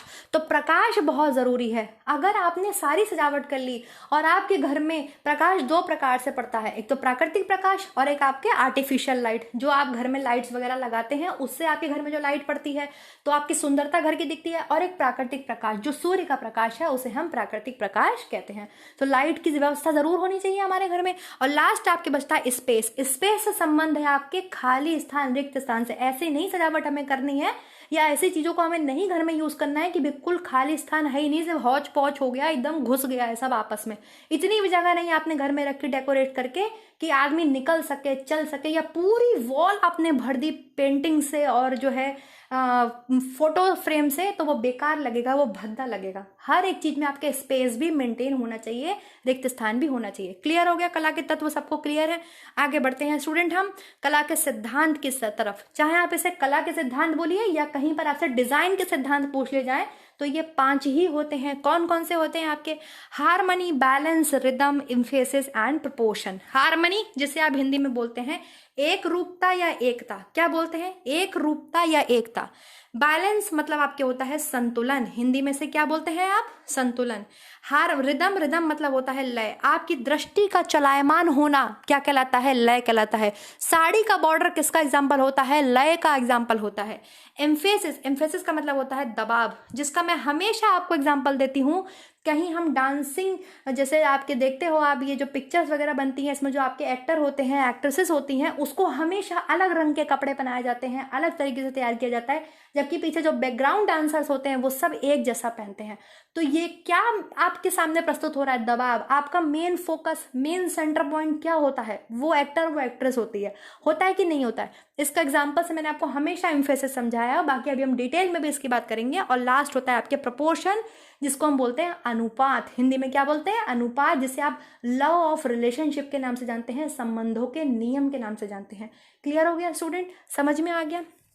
सबसे पहले हम बात करेंगे आपके हारमनी की। हारमनी, हारमनी मतलब आपके एकता लाना, एक रूपता, एक रूपता, एकता आप जो है अपनी सजावट में लाएं, उसको हम हारमनी बोलते हैं। क्लियर है। बैलेंस की बात करते हैं हम, जब कभी भी बैलेंस की बात करते हैं, संतुलन की बात करते हैं, तो हम 3 तरीके की बैलेंस की बात करते हैं। चलो देखो आगे मैंने इसको बनाया होगा, ये तो मैंने लय दिखाया है, ये है बैलेंस, ये देखिए ये बैलेंस है, symmetrical balance and asymmetrical balance. और एक आपके होता है रेडिकल बैलेंस, ये रेडिकल बैलेंस होता है। ठीक है। सिमेट्रिकल बैलेंस मतलब इसको शायद हिंदी में सुडौल संतुलन बोलते हैं, या आपके किस नाम से जानते हैं जरूर प्लीज मुझे बताना। मतलब केंद्र के दोनों ओर एक समान वस्तुएं रखी हुई हैं, ये देखो ये केंद्र है, सेंटर है, और इसके दोनों ओर एक जैसी वस्तुएं रखी हुई हैं, एक समान एक आकार की एक जैसी वस्तुएं जब हम रखते हैं तो कौन सा बैलेंस हम क्रिएट करते हैं, सिमेट्रिकल बैलेंस को हम सुडौल बैलेंस आई थिंक इसे बोलते हैं, सुडौल संतुलन इसे बोलते हैं, हम क्रिएट करते हैं। करते हैं कि नहीं करते हैं। जब केंद्र के दोनों ओर आपकी एक जैसी वस्तुएं तो रखी हैं, लेकिन एक जैसी वस्तुएं नहीं होती, मतलब एक आकृति की नहीं होती, आपने सेंटर के दोनों ओर अलग अलग आकृति की वस्तुएं रखी हैं, तो वो कौन सा बैलेंस हो गया, वो एसिमेट्रिकल बैलेंस हो जाता है स्टूडेंट। ठीक है, कौन सा बैलेंस हो जाता है, एसिमेट्रिकल बैलेंस। इसको हिंदी में जरूर देख लेना है क्या बोलते हैं, सिमेट्रिकल बैलेंस को और एसिमेट्रिकल बैलेंस को। फिलहाल आप समझते हैं कि उसको सुडौल संतुलन बोलेंगे जब केंद्र के दोनों ओर एक समान वस्तुएं रखते हैं, सेंटर के दोनों ओर एक समान वस्तुएं। और जब हम सेंटर के दोनों ओर एक समान वस्तुएं नहीं रखते, अलग अलग शेप की और आकार की वस्तु रखते हैं, तो वो एसिमेट्रिकल बैलेंस होता है। और एक आपके होता है रेडिकल बैलेंस, जिसे आप विकिरण संतुलन बोलते हैं। विकिरण कैसे, जैसे हम छोटे पे पेंटिंग बनाते थे तो हम ऐसे सूरज बनाते थे और उसके ऐसे करके विकिरण निकाल देते थे, नहीं निकाल देते थे, तो ऐसी सजावट करना उसको बोलते हैं विकिरण संतुलन। आप विकिरण को मतलब पैदा कर रहे हैं, आप रेडिएशन, आप रेस को पैदा कर रहे हैं, ऐसा सजावट आप कर रहे हैं, उसे हम विकिरण संतुलन बोलते हैं। तो ये बात हो गई संतुलन की। संतुलन में एक चीज आपको और पढ़नी होती है स्टूडेंट, जो बैलेंस होता है, बैलेंस का आपके दबाव हम कहाँ डालें ये ध्यान रखना चाहिए, कैसे डालें ये ध्यान रखना चाहिए, कितना डालें ये ध्यान रखना चाहिए, और किस स्थान किस वस्तु पर डालें ये ध्यान रखना चाहिए। दबाव में आपके क्यों कहीं नहीं आता है, क्यों दबाव डालें, अरे दबाव तो हमें डालना ही है, तो क्यों का तो कोई अर्थ ही नहीं बनता। दबाव में हम 4 चीजें पढ़ते हैं, दबाव कहाँ डालें, कैसे डालें, कितना डालें, किस स्थान किस वस्तु पर डालें, या किस स्थान किस वस्तु, एक ही चीज है किस पर डालें, उसको हम बोलते हैं दबाव। दबाव क्यों डालें, ये क्वेश्चन पूछा गया है ना आपसे लास्ट ईयर में, या कभी भी लास्ट ईयर में नहीं प्रीवियस ईयर में, तो आपको पता होना चाहिए कि दबाव में हम 4 चीजों का ध्यान रखते हैं, कैसे, कहाँ, कितना, किस वस्तु या किस स्थान पर। समझ में आ गया। दबाव क्यों डालें ये कोई प्रश्न नहीं बनता। क्लियर है। अब बात करते हैं हम लय की। लय कला का सिद्धांत है आपके, लय है ना। लय का अर्थ क्या होता है, आपका दृष्टि का चलायमान हो जाना, उसको हम लय बोलते हैं। क्लियर है स्टूडेंट, कोई इशू तो नहीं है यहाँ तक अभी तक किसी को। तो लय देखिए, लय आपके 2 प्रकार की होती है, एक तो नियमित लय होती है, ठीक, और एक आपके ये स्वच्छंद लय होती है। स्वच्छंद लय मतलब एकदम ऐसे लहरों के समान आप लय देख रहे हैं, तो स्वच्छंद लय होती है। लय को आप कई तरीके से जो है क्या कर सकते हैं, उत्पन्न कर सकते हैं। ये भी आपसे क्वेश्चन बन सकता है, जैसे repetition of shape. Repetition of shape का मतलब होता है आकृति का, आकार की पुनरावृत्ति कर देना, आकार की पुनरावृत्ति। ये डिजाइन है, इसको आप देख रहे हैं, इसको दोबारा से रिपीट किया गया है, रिपीट किया गया, यहाँ पर भी बनाया गया, दिख रहा है आपको। तो आकार की पुनरावृत्ति करके आप क्या उत्पन्न कर सकते हैं, लय उत्पन्न कर सकते हैं। ठीक, आकार की नियम के अनुसार वृद्धि करना, मतलब प्रोग्रेशन ऑफ ऑब्जेक्ट या प्रोग्रेशन ऑफ साइज, उसको भी हम लय बोलते हैं। जैसे ये देखिए, ये है, ये प्रोग्रेशन है, आपके प्रोग्रेस हो रहा है, आकार बढ़ता चला जा रहा है। तो आकार की नियम अनुसार, समझ में आ रहा है, आकार की नियम के अनुसार वृद्धि करना, प्रोग्रेशन करना ऑफ साइज, उसको भी हम लय, उससे भी हम क्या उत्पन्न कर सकते हैं, लय उत्पन्न कर सकते हैं। आकार की पुनरावृत्ति करके, ठीक है, आकार की पुनरावृत्ति करके, दोहराव करके भी हम, रिपीटिशन ऑफ शेप या साइज से भी हम लय उत्पन्न कर सकते हैं। आकार की नियम अनुसार वृद्धि करके, आकार की नियम अनुसार वृद्धि करके भी हम लय उत्पन्न कर सकते हैं। आप करते नहीं करते अपने घर में, कैसे करते हैं आप? फोटो फ्रेम लगाते हैं, आप लोगों ने देखा होगा वॉल्स पर, तो पहले ऐसे लगाते हैं, छोटा बड़ा ऐसे करके लगाते हैं कि नहीं लगाते? तो ये क्या कर रहे हैं आप? उसी आकार की नियम अनुसार वृद्धि तो कर रहे हैं। समझ में आ रहा है सबको? इस द्वारा भी हम क्या उत्पन्न कर सकते हैं, लय उत्पन्न कर सकते हैं। निरंतर रेखा के थ्रू भी हम लय उत्पन्न कर सकते हैं। और विकिरण, देखो ये विकिरण का एग्जाम्पल है, ये विकिरण का एग्जाम्पल है सब विकिरण निकल रही हैं, इससे भी हम क्या उत्पन्न कर सकते हैं, लय उत्पन्न कर सकते हैं। इम्फेसिस में, यहाँ पे इम्फेसिस में अगर आप दबाव में विकिरण समझेंगे तो क्या होगा, ये जो सेंटर पॉइंट है ये आपका उसमें सबसे ज्यादा दिखना चाहिए। जो मैं हमेशा आपको एग्जांपल देती हूँ इम्फेसिस में एक्टर और एक्ट्रेसेस का, वो बीच में नाचते हैं दोनों, और हमेशा उनके कपड़े, उनका डिजाइन अलग तरीके का होता है, जबकि बैकग्राउंड डांसर्स अलग होते हैं। तो वो विकिरण ही तो मेंटेन हो रहा है, आपको विकिरण की तरह तो आपको दिख रहा है, बीच में आपका सारा फोकस चला जाता है, ठीक, वो एम्फेसिस में दबाव में पड़ते हैं। और लय हम कैसे उत्पन्न कर रहे हैं विकिरण द्वारा? देखो आप इसको देखो, आपको लगेगा ऐसे घूमती हुई चीज लगेगी, तो ये आपकी दृष्टि का चलायमान हो रहा है। आप इन तरीके से लय को उत्पन्न कर सकते हैं। इसके अलावा नियमित लय, ठीक है, नियमित मतलब रेखा के अनुसार, निरंतर रेखा के अनुसार, कंटिन्यूअस लाइन से भी आप, कंटिन्यूअस लाइन के मूवमेंट से भी आप, जैसे ऐसे करके कंटिन्यूअस लाइन के मूवमेंट से भी आप क्या कर सकते हैं, रेखा उत्पन्न, लय उत्पन्न कर सकते हैं। तो क्लियर हो गया। रिदम, किसी को प्रॉब्लम है? रिदम हम किस किस तरीके से उत्पन्न कर सकते हैं? रिपीटिशन करके, साइज की मतलब साइज को दोबारा से दोहरा करके हम जो है आपके लय उत्पन्न कर सकते हैं, जो कि आप ये देख रहे हैं, ठीक। इसके अलावा हम साइज का प्रोग्रेस करके, छोटा बड़ा, फिर उससे बड़ा, फिर उससे बड़ा, उससे बड़ा, हम इस तरीके से भी क्या कर सकते हैं, लय उत्पन्न कर सकते हैं। विकिरण के द्वारा भी हम लय उत्पन्न कर सकते हैं, और हम नियमित रेखा का यूज करके भी हम लय उत्पन्न कर सकते हैं। क्लियर हो गया, समझ में आ गया स्टूडेंट ये चीज आपको? तो हमने कला के सिद्धांत में कौन कौन से सिद्धांत पढ़ लिए? हमने कला के सिद्धांत में हार्मनी समझ लिया है, बैलेंस समझ लिया है, रिदम समझ लिया है, इम्फेसिस समझ लिया है। अब हम प्रपोर्शन की बात करेंगे। प्रपोर्शन मतलब अनुपात, इसको संबंधों का नियम बोला जाता है, लॉ ऑफ रिलेशनशिप बोला जाता है। बताइए निम्न में से कौन सा आपके संबंधों का नियम है, लॉ ऑफ रिलेशनशिप है? हार्मनी, प्रपोर्शन, रिदम या बैलेंस? फटाफट से आंसर करिए सब लोग, मैंने क्वेश्चन पूछा है आपसे। हाँ जी, प्रपोर्शन है। कौन है? प्रपोर्शन है। अब प्रपोर्शन में क्या होता है? अनुपात में दूरी हो, ठीक है, अनुपात में माप हो, अनुपात में दूरी, अनुपात में आपके माप, और अनुपात में रेखा। हमेशा आप ध्यान रखेंगे। अनुपात में दूरी से मतलब आपके आ गया, यहाँ समझ लेते हैं कि जैसे आपने कोई डिजाइन बनाया तो वो अनुपात में दूरी पर हो। समझ में आ रहा है? ये नहीं आपने ऐसा डिजाइन बना दिया, ऐसे ऐसे ऐसे, कुछ समझ में ही नहीं आ रहा है आपका डिजाइन बना क्या है। तो निश्चित दूरी हो, समझ में आ रहा है? निश्चित माप हो, निश्चित माप हो, अनुपात में दूरी हो, अनुपात में आपके रेखा हो, उसको हम लॉ ऑफ रिलेशनशिप बोलते हैं। इसी में एक टर्म आपसे पूछी गई थी एक बार, गोल्डन ऑब्लॉन्ग। पूछी गई थी कि नहीं पूछी गई थी? गोल्डन ऑब्लॉन्ग ये क्या है? गोल्डन ऑब्लॉन्ग या इसको ग्रीक ऑब्लॉन्ग भी बोलते हैं। मैं बताती हूँ ये क्या है। ये विद्वान थे, ग्रीक विद्वान थे, उन्होंने हमारे शरीर को देखा, तो उन्होंने देखा हमारी बॉडी एकदम प्रपोर्शन में है। देखिए आप अपनी आंखों के बीच में देखिए, बिल्कुल बिल्कुल अपनी आंखों के बीच में देखिए, एकदम प्रपोर्शन में गैप है कि नहीं है? क्या आपकी आंखें दोनों आपस में मिली हुई हैं? नहीं, एक गैप है आपकी आंखों के बीच में, और वो दोनों जो गैप है और जो दोनों का जो प्रपोर्शन है वो आपको एक समान देखने में मदद करता है। करता नहीं करता? अपनी उंगलियां फैलाइए, अपनी उंगलियां फैलाइए, आप देखिए आपके उंगलियों के बीच में एक समान गैप है कि नहीं है। अंगूठे को छोड़िए, आप उंगलियों के बीच में देखिए एक समान गैप है कि नहीं है।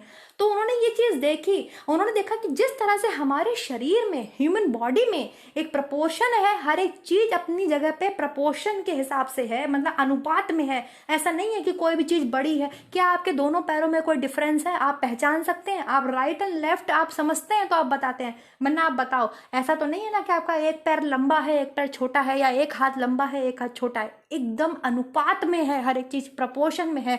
तो ये ग्रीक विद्वान थे, इन्होंने एक नियम दिया, उसको इन्होंने गोल्डन ऑब्लॉन्ग नियम बोला है या ग्रीक ऑब्लॉन्ग बोला है। इनके मतलब है कहने का कि घर में आप अगर कोई भी डेकोरेशन करते हैं तो एक अनुपात में स्थान होना चाहिए, मतलब रिक्त स्थान जो स्पेस से संबंधित है। स्पेस मतलब मैं बराबर बोल रही हूँ, चंद्रमा वाला स्पेस नहीं है, ऊपर बाहर अंतरिक्ष वाले स्पेस की बात नहीं कर रहे हैं हम, स्पेस की बात कर रहे हैं रिक्त स्थान से, कि हमेशा इस तरीके से सजावट होनी चाहिए कि आप क्या मेंटेन कर सकें, आप स्थान, रिक्त स्थान को मेंटेन कर सकें। पूछा गया है कि नहीं पूछा गया है क्वेश्चन आपसे? पूछा गया है ना। तो रिक्त स्थान से संबंधित है आपके गोल्डन ऑब्लॉन्ग। इसे ग्रीक ऑब्लॉन्ग भी बोलते हैं। इसे किसने दिया? इसे ग्रीक साइंटिस्ट ने दिया।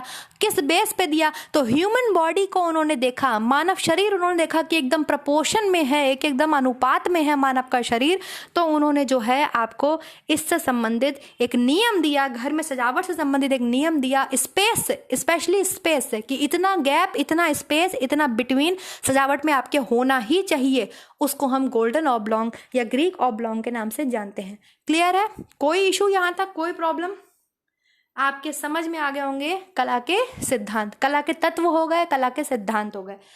अब देखिए डिजाइन की बात कर लेते हैं हम, ठीक है? अभी हम कलर्स को भी पढ़ेंगे, डिजाइन की बात कर लेते हैं। तो डिजाइन आपके बेसिकली दो प्रकार के होते हैं स्टूडेंट। एक होता है स्ट्रक्चरल डिजाइन, एक होता है डेकोरेटिव डिजाइन।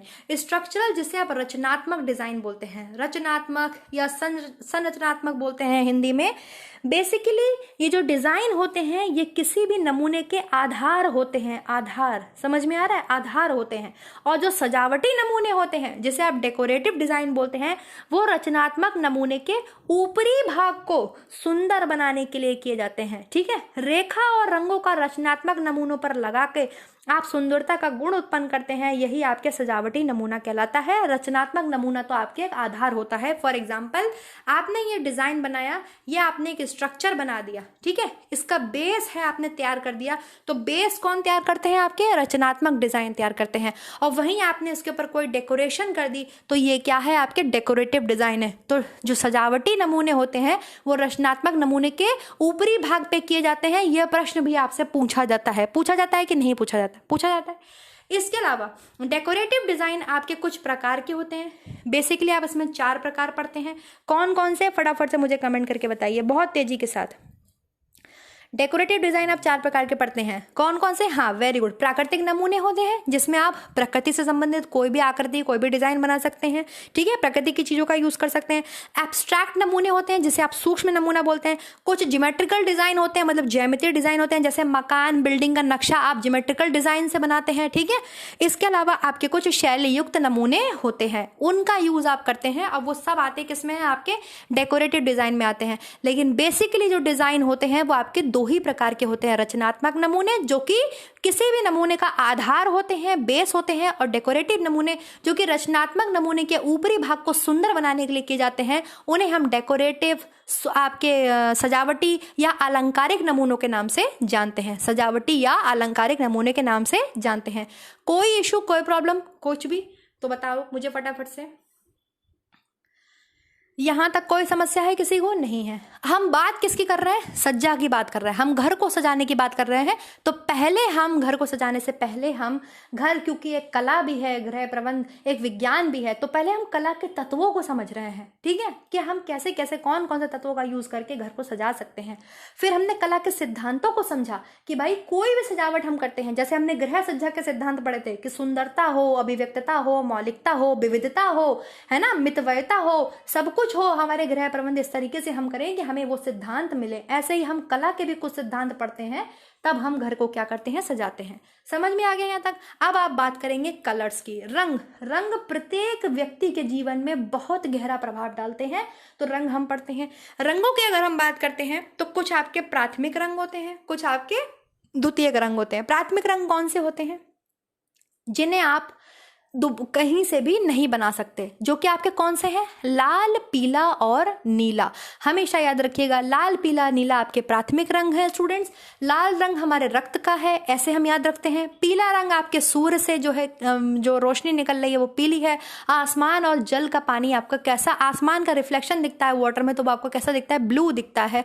तो आसमान का रंग कैसा है आपके, ब्लू है, ठीक है। उसमें हम उसको आपके क्या बोलते हैं, प्राइमरी कलर्स। सेकेंडरी कलर्स कौन से होते हैं, जो दो प्राइमरी को मिक्स करके, दो प्राथमिक रंगों को मिक्स करने के बाद, ये क्वेश्चंस आपसे बनते हैं स्टूडेंट, दो प्राथमिक रंगों को मिक्स करने के बाद जो दूसरी श्रेणी का द्वितीयक रंग या बाइनरी कलर हमें मिलता है उसे हम द्वितीय श्रेणी का कलर बोलते हैं। वो कौन से होते हैं आपके, वो पोग होते हैं। पोग से आप याद रखेंगे, purple, orange and green. Purple, orange and green, हरा, नारंगी और आपके बैंगनी। समझ में आ गया, ये आपके होते हैं द्वितीय श्रेणी के कलर, जो कि दो प्राथमिक रंगों को मिलाने के बाद हमें मिलते हैं। इन्हें हम द्वितीय श्रेणी के कलर, इन्हें हम बाइनरी कलर्स भी बोलते हैं। क्लियर हो गया। इसके अलावा आपके होते हैं इंटरमीडिएट कलर, जो एक प्राइमरी और एक बाइनरी, एक सेकेंडरी या बाइनरी कुछ भी बोलो या द्वितीय श्रेणी के बोलो, एक प्राथमिक एक द्वितीयक को मिलाने से जो कलर बनता है वो आपके मध्य श्रेणी के कलर होते हैं। और प्रांग ने आपके यही 5 कलर बताए हैं, primary, secondary, intermediate, tertiary and quaternary. Prang colour system मेरा देखना, मैंने पूरा पढ़ाया हुआ है। और वो टोटल कितने होते हैं आपके, 6 होते हैं। कितने होते हैं, 6। कौन से, इंटरमीडिएट कलर, इंटरमीडिएट या इसे आप मध्यम श्रेणी के कलर बोलते हैं, ठीक। अब बात करते हैं हम टर्शरी कलर्स की। टर्शरी कलर्स कौन से होते हैं, तृतीय श्रेणी के कलर, जो दो द्वितीय श्रेणी के कलर को मिलाने से बने, ठीक है। दो सेकेंडरी कलर्स को मिलाने से जो कलर बनते हैं वो आपके टर्शरी कलर्स कहलाते हैं। टर्शरी या इसको आप तृतीय श्रेणी के कलर बोलते हैं। क्लियर है। प्रैंक कलर सिस्टम में मैंने पढ़ाया हुआ है, लास्ट ईयर मैंने प्रैंक कलर सिस्टम पढ़ाया था। जिन्होंने वो वीडियो नहीं देखी है वो देख सकते हैं स्टूडेंट। क्लियर है। क्वाटिनरी कलर्स कौन से होते हैं, चतुर्थ श्रेणी के, जो दो तृतीय श्रेणी के कलर को मिलाने से बनते हैं। दो आपके जो तृतीय श्रेणी के कलर को मिलाने से जो आप बनाते हैं उनको हम क्वाटिनरी कलर्स बोलते हैं, चतुर्थ श्रेणी के रंग बोलते हैं। क्लियर हो गया, समझ में आ गया। पहले इतनी चीज समझ में आ गई आपको। अब क्या होता है इसमें आपके, यहीं पर हम सब कुछ ये देख लेते हैं। कुछ रंग आपके ठंडे होते हैं, कुछ रंग आपके गर्म होते हैं। तो कैसे आपको पता है, लाल, पीला, नारंगी आपके गर्म रंग है, जबकि हरा और आपके नीला, मैंने टेलीग्राम पर भी ये क्वेश्चन पूछा था, वो कैसे रंग है, वो ठंडे रंग है। ठीक है। गर्म रंग जो होते हैं, लाल हो गया, पीला हो गया, नारंगी हो गया, ये हमेशा आपकी चीज़ों को छोटा करके दिखाते हैं। अगर आपको आपके कमरे को छोटा करके दिखाना है, ठीक है, तो आप कौन से कलर्स को यूज़ करेंगे, गरम रंगों को, क्योंकि लाल, पीला, नारंगी कैसे रंग है, गरम रंग है। ये किसी भी वस्तु को कैसा दिखाते हैं, आपके छोटा दिखाते हैं। ठीक है। अगर आपको अपने कमरे को बड़ा दिखाना है तो आप कौन से कलर्स का यूज़ करेंगे, आप ठंडे कलर का यूज़ करेंगे। ठंडे कलर को पुताने से आपको ऊंचाई नजर आएगी, है ना, ऊंचाई नजर आएगी और आपको आपका कमरा बड़ा नजर आएगा। दूरी कम नजर आएगी, आपको ऐसा लगेगा कमरा मेरा बड़ा हो गया है, मतलब दूरी ज्यादा नजर आएगी, आपको बड़ा कमरा नजर आएगा। तो आप कौन से कलर्स का यूज करेंगे, ठंडा। ठंडे कलर कौन से हैं आपके, हरा और नीले को हम ठंडा कलर बोलते हैं। इतनी चीज समझ में आई, क्लियर हो गई। Any issue, any problem students, नहीं है ना। तटस्थ रंग कौन से होते हैं, न्यूट्रल कलर्स, उदासीन रंग, वेरी गुड, सफेद, काला और आपके जो ग्रे होता है उसे हम तटस्थ रंग बोलते हैं। They are not a hue, वो ह्यूज नहीं है। ह्यूज अभी मैं बताऊंगी क्या होते हैं। ह्यूज ओरिजिनल कलर्स को हम बोलते हैं। मैंने आपको हमेशा बोला है white, black and grey are not colours. इनको हम यूज करते हैं तो हमें टिंट्स, शेड्स एंड टोन्स मिलते हैं। आपको पता है, अभी हम रिवाइज भी करेंगे, कोई इशू नहीं है उसमें। मैं पहले रंगों को बता देती हूँ आपको, कौन सा रंग क्या, जैसे गर्म और ठंडे हो गए, ठीक। इसके अलावा आपके होते हैं कुछ आगे बढ़ने वाले रंग होते हैं, कुछ आपको पीछे हटाने वाले रंग होते हैं। तो कौन से आगे बढ़ने को आपको मजबूर करते हैं, कौन से रंग आपको आगे बढ़ने पे मजबूर करते हैं, वेरी गुड, लाल, पीला और नारंगी हमेशा आपको आगे बढ़ने के लिए प्रेरित करते हैं। कैसे याद रखेंगे, वो देखा है सबने, बुल देखा है, बुल, आप उसको रेड कलर का दिखाते हैं, उसको कपड़ा दिखाओ तो वो एकदम से अग्रेसिव हो जाता है, आपकी तरफ आगे को भागता है आपको मारने के लिए। ऐसे आप याद रखोगे लाल रंग। सूर्य का कलर, सूर्य हमेशा उगता है ऊपर को, जब उगता है तो एकदम तेज लेकर के उगता है, उगता नहीं उगता है, हमेशा हमें आगे बढ़ने के लिए प्रेरित करता है। तो वो येलो कलर्स तो है, येलो कलर की तो रोशनी हमें दिखाई देती है, और नारंगी, ये तीनों कलर जो हैं आपके, ये आगे बढ़ने वाले रंग है, आपको हमेशा आगे बढ़ने के लिए प्रेरित करते हैं।